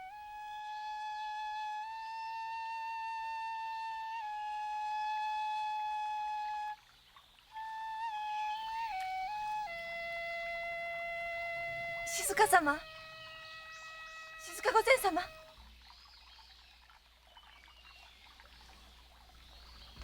何者じゃ。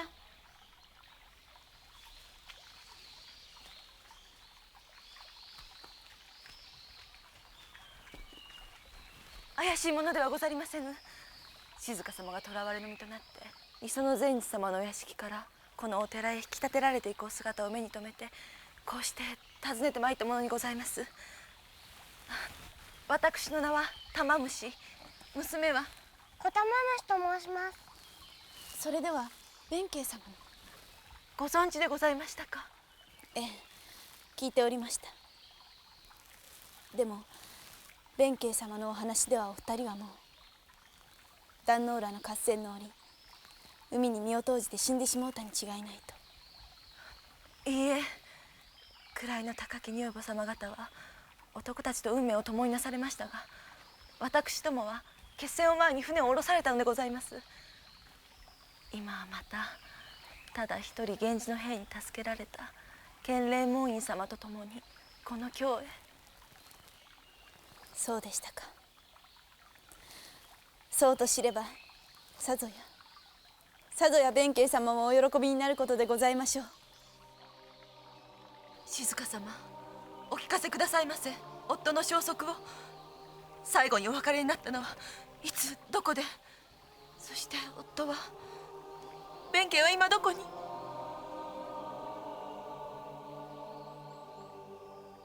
願いです。お教えください。ただそれだけを聞きたさに物売り姿に身を変えてこうして忍んで参ったのでございます。静様、何とぞ何とぞ。わかりました。誰にも言うてはならぬことと心に決めておりましたが、私もほどなく鎌倉へ連れて行かれるの。もはや会う機会もありますまいから。静様、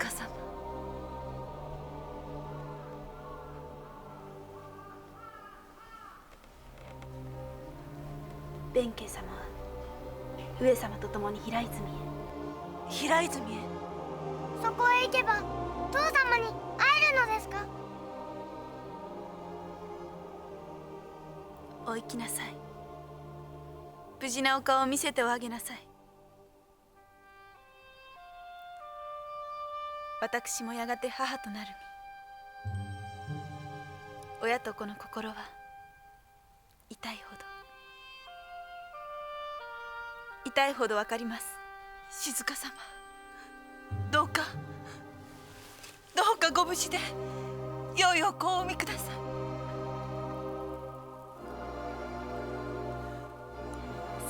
早く。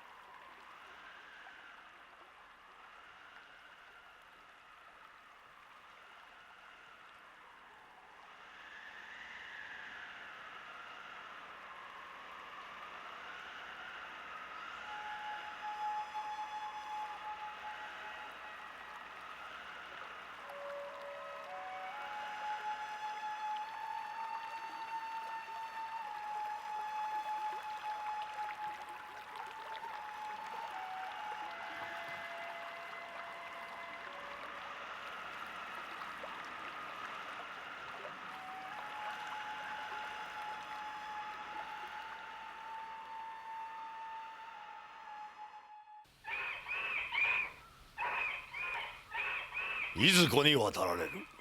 射水川を渡り宝生図の渡りに赴くものでござる。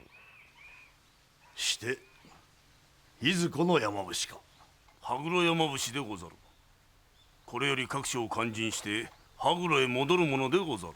おお、ならば沖がかりの船に乗り越後の府中に赴くのが順路でござろうが。あいや、山伏は修験と申して山野をひたすらに踏破するが務めでござる。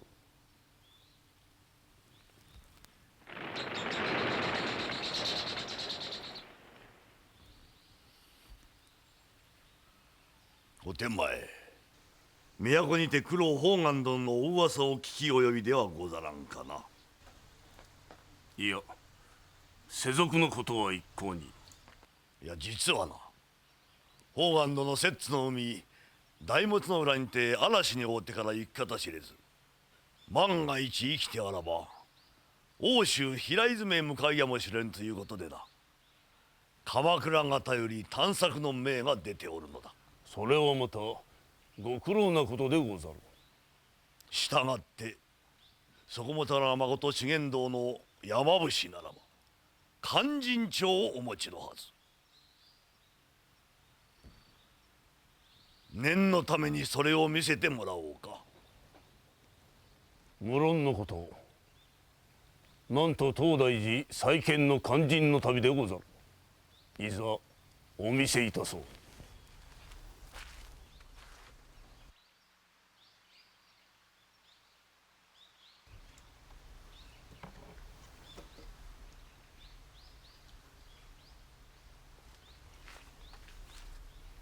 勧進帳はこれにござる。拝み候え。では拝見つかまつろ。無礼なり。恐れ多くも従前の帝王だに会釈あって拝ませたもう勧進帳。世俗に過ぎぬお手前がその手に取ろうとは無礼千番。皆ほど知られい。いや、それでは確かめる術がない。ならばそれにてお読み召されよ。それがししかとお聞き取り申そう。心得てござる。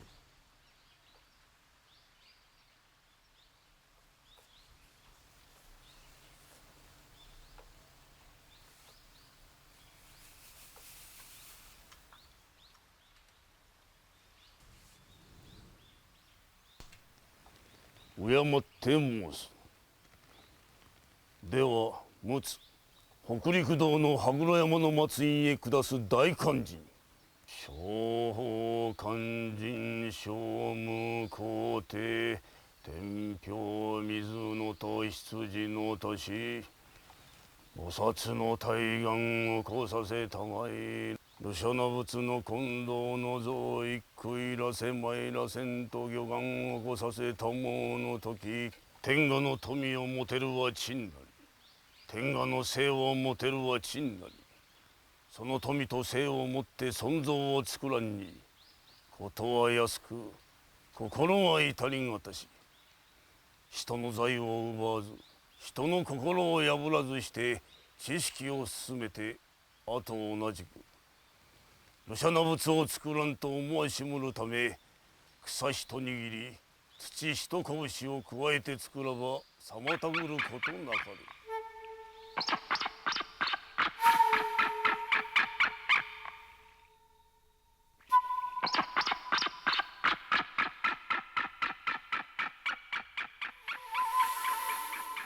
って肝心の師匠九段のごとし文治2年日の絵馬大和城南無阿弥陀仏。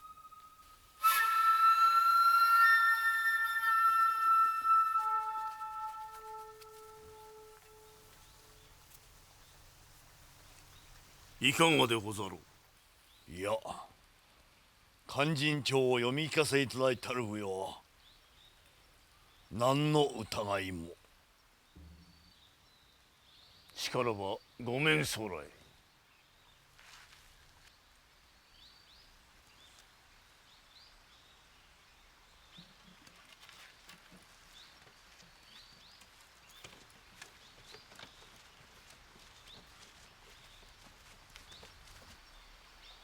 待て、そこな辛抱地、その駒筒に不思議あり。改め。お待ちください。この包みは何とした。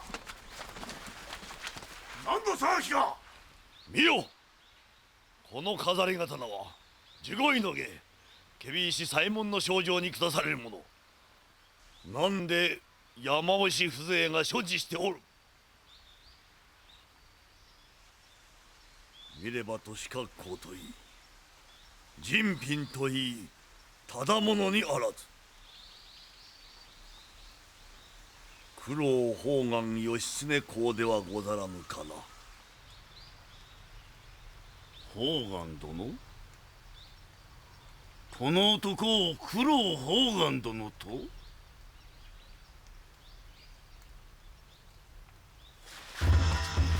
この愚か者め、何をなされる。乙女下さるな。その飾り刀は大伽藍造営の花向けにと信濃の別当西名貞藤様より下されし者。こやついつの間に己の小物の中に潜ませしか。この盗人め、思い知らせてやる。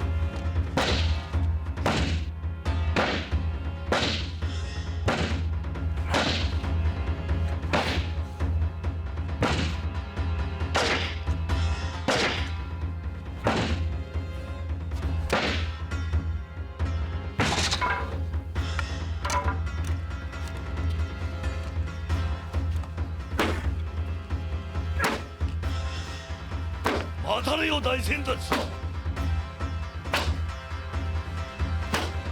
こは関所のだが、ともかく待たれよ。いやならぬ。あもさえ九郎宝願などとお呼びもつかぬ武将に見違えられるとは、家宝か因果か。いや、その疑いはもはや十分。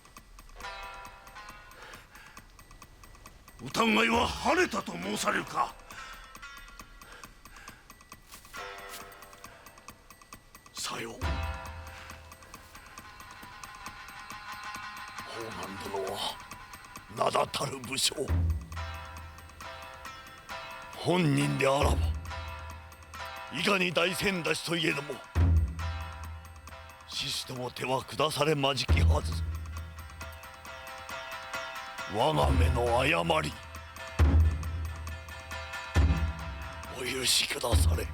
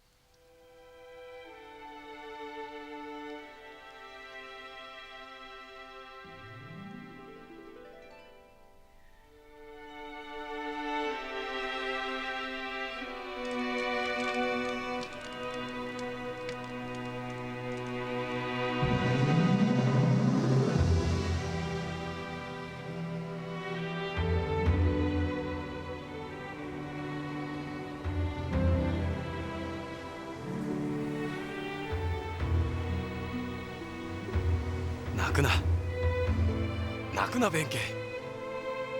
分かっている、分かっているぞ。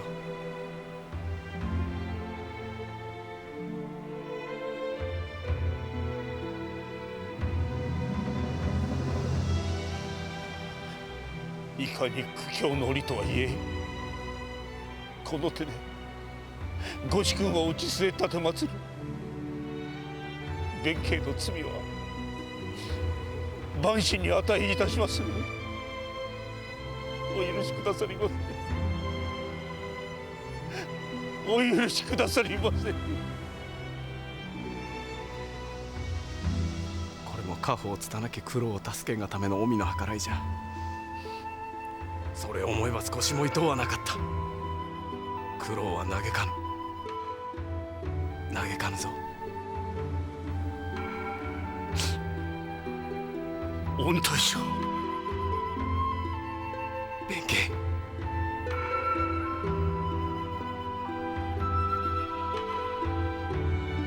見よ弁慶。この海を。弁慶。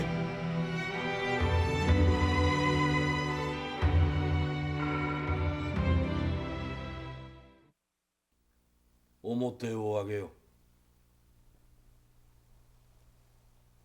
なるほど美しい。これが噂に聞く静御前。九郎がこよなく愛した女か。今日の白拍子にございますそうな。九郎殿の母子も殿と違うて白拍子、その血が呼んだものでござりましょう。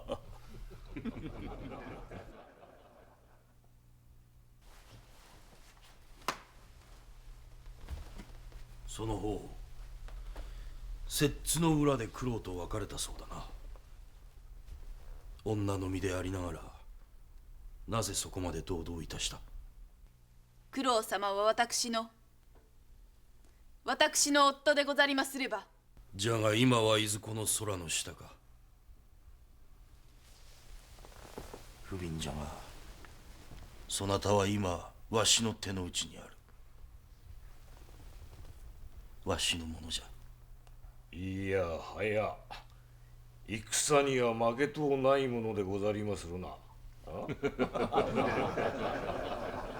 さあ、白拍子なら踊りもうまかろう。もて見せてくれぬか。わしのためにな。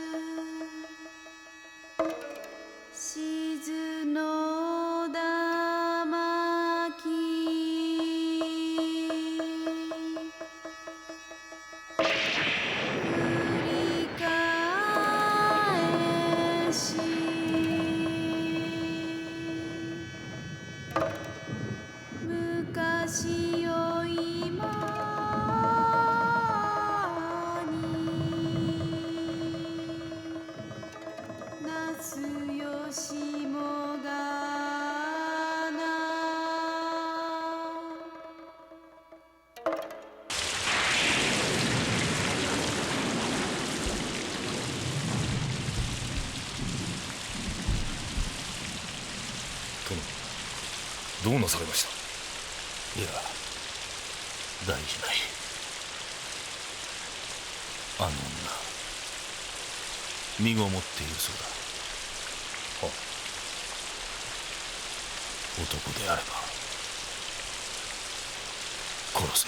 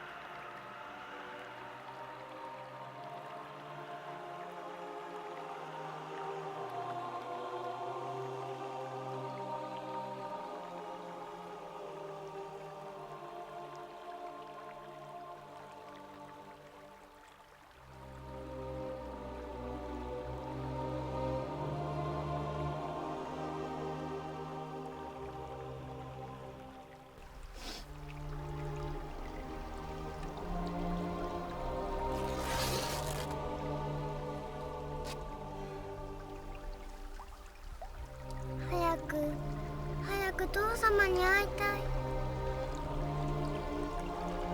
あと少しゆえ我慢するのです。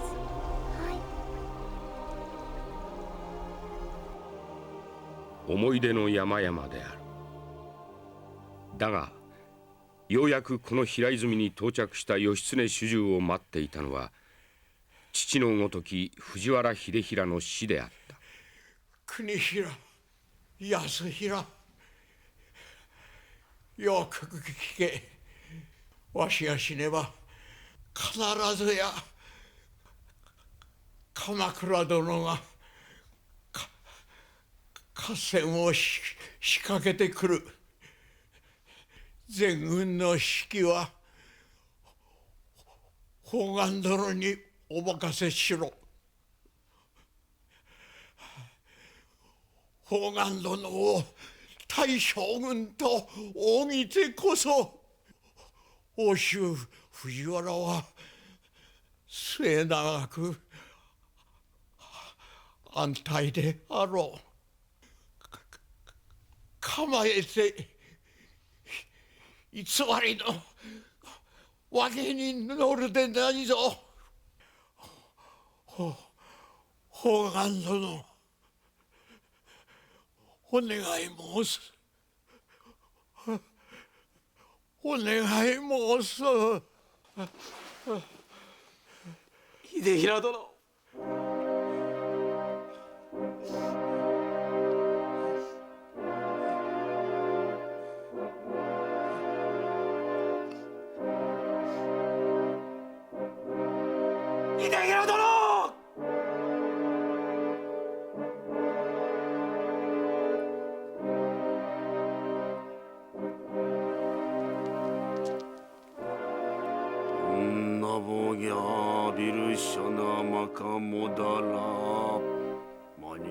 秀衡の言葉は守られなかった。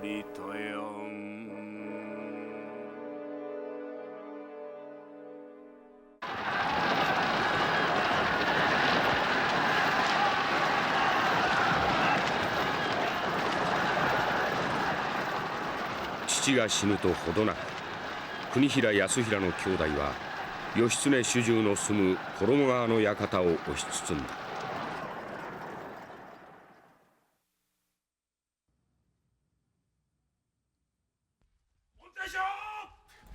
敵襲でござる。どこをしてこう。ただいま持仏堂の方。何？持仏堂？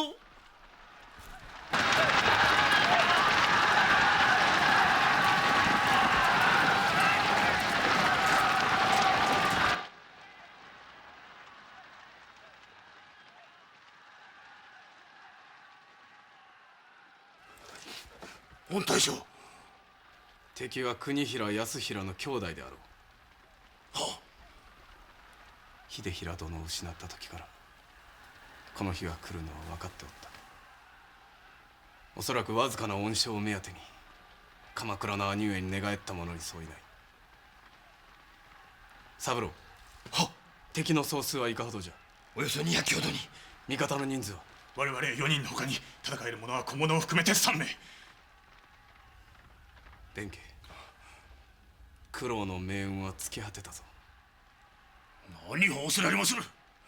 たとえ七名でも我らは一騎当選の荒武者。幾万の敵がありとても必ずや結露を開き御大将を落として死んじゃまする。この地を落ち延びてどこへ行くというのだ。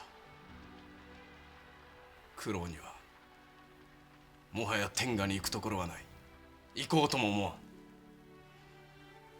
ん。兄上に裏切られ愛する者と別れ、今また父とも慕う人にこの世を去られては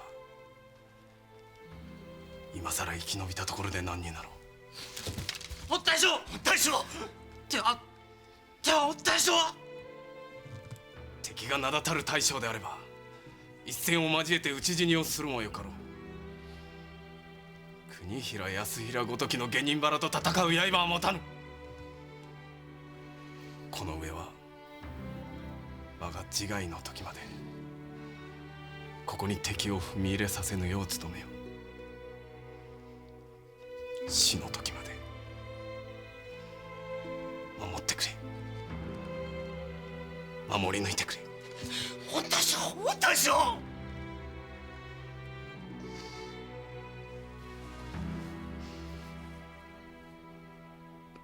武蔵坊弁慶、不運な主君をもって報いのないことであったな。何の上様はこの弁慶にとって荷なきご主君、一介の荒星に過ぎぬそれがしに身に余る夢を与えてくだされました。名君を得る夢、憎き平家を打ち倒す夢、それらの夢がことごとく叶いました今、弁慶は満足でござりまする。この上は共に死での旅に。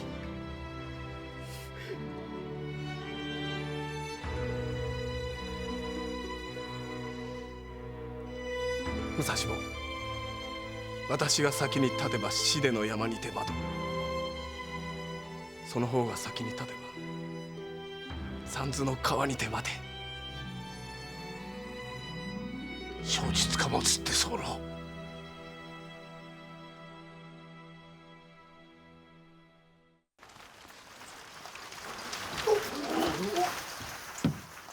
名だたる源九郎判官義猫、おのら造兵どもの手にかかる相手ではない。この弁慶のなぎなたを受けてみよ。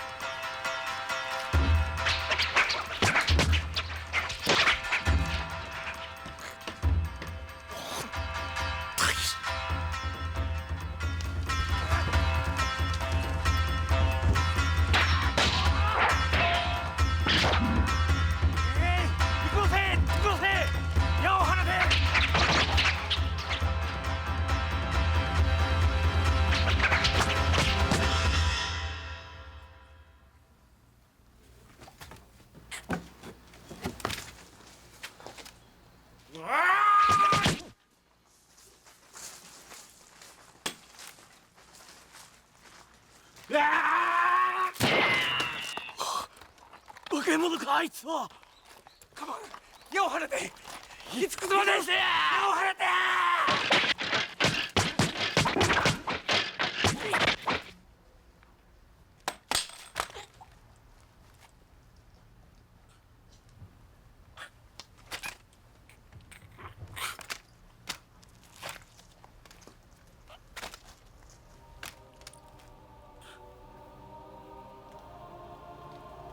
玉虫、小玉虫、待っておれ。父も今すぐお前たちに会いに行くぞ。会いに行くぞ。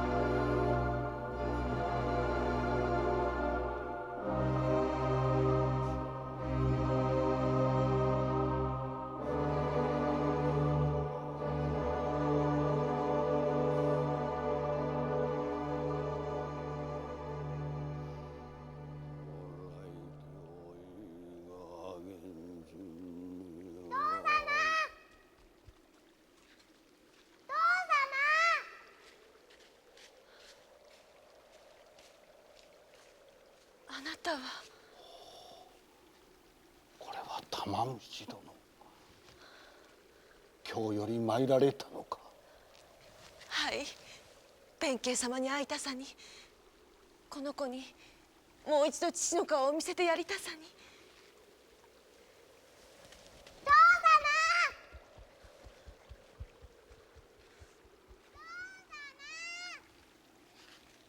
様。合戦の噂は聞きました。弁慶様はどうなされたのでしょう。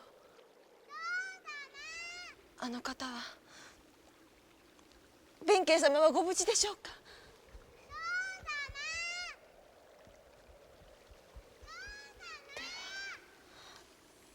ではあの人は。死の間際、敵友は確かに聞いたそうな。あの男の叫ぶ声を。玉虫、玉虫、小玉虫、小玉虫、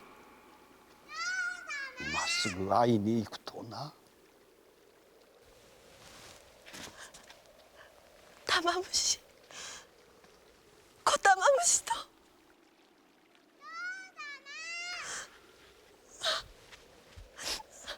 立ち往生でござったと。武蔵坊弁慶、死んで後も九郎様を守り続けておったのですわい。負けず嫌いの主思い、あの男らしいことでござるよ。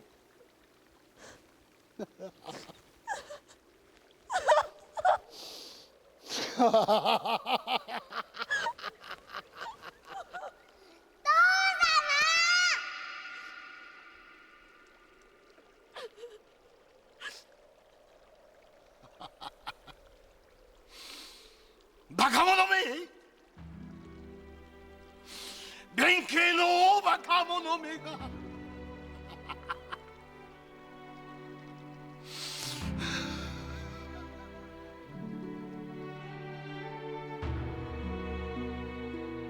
武蔵坊弁慶は死んだ。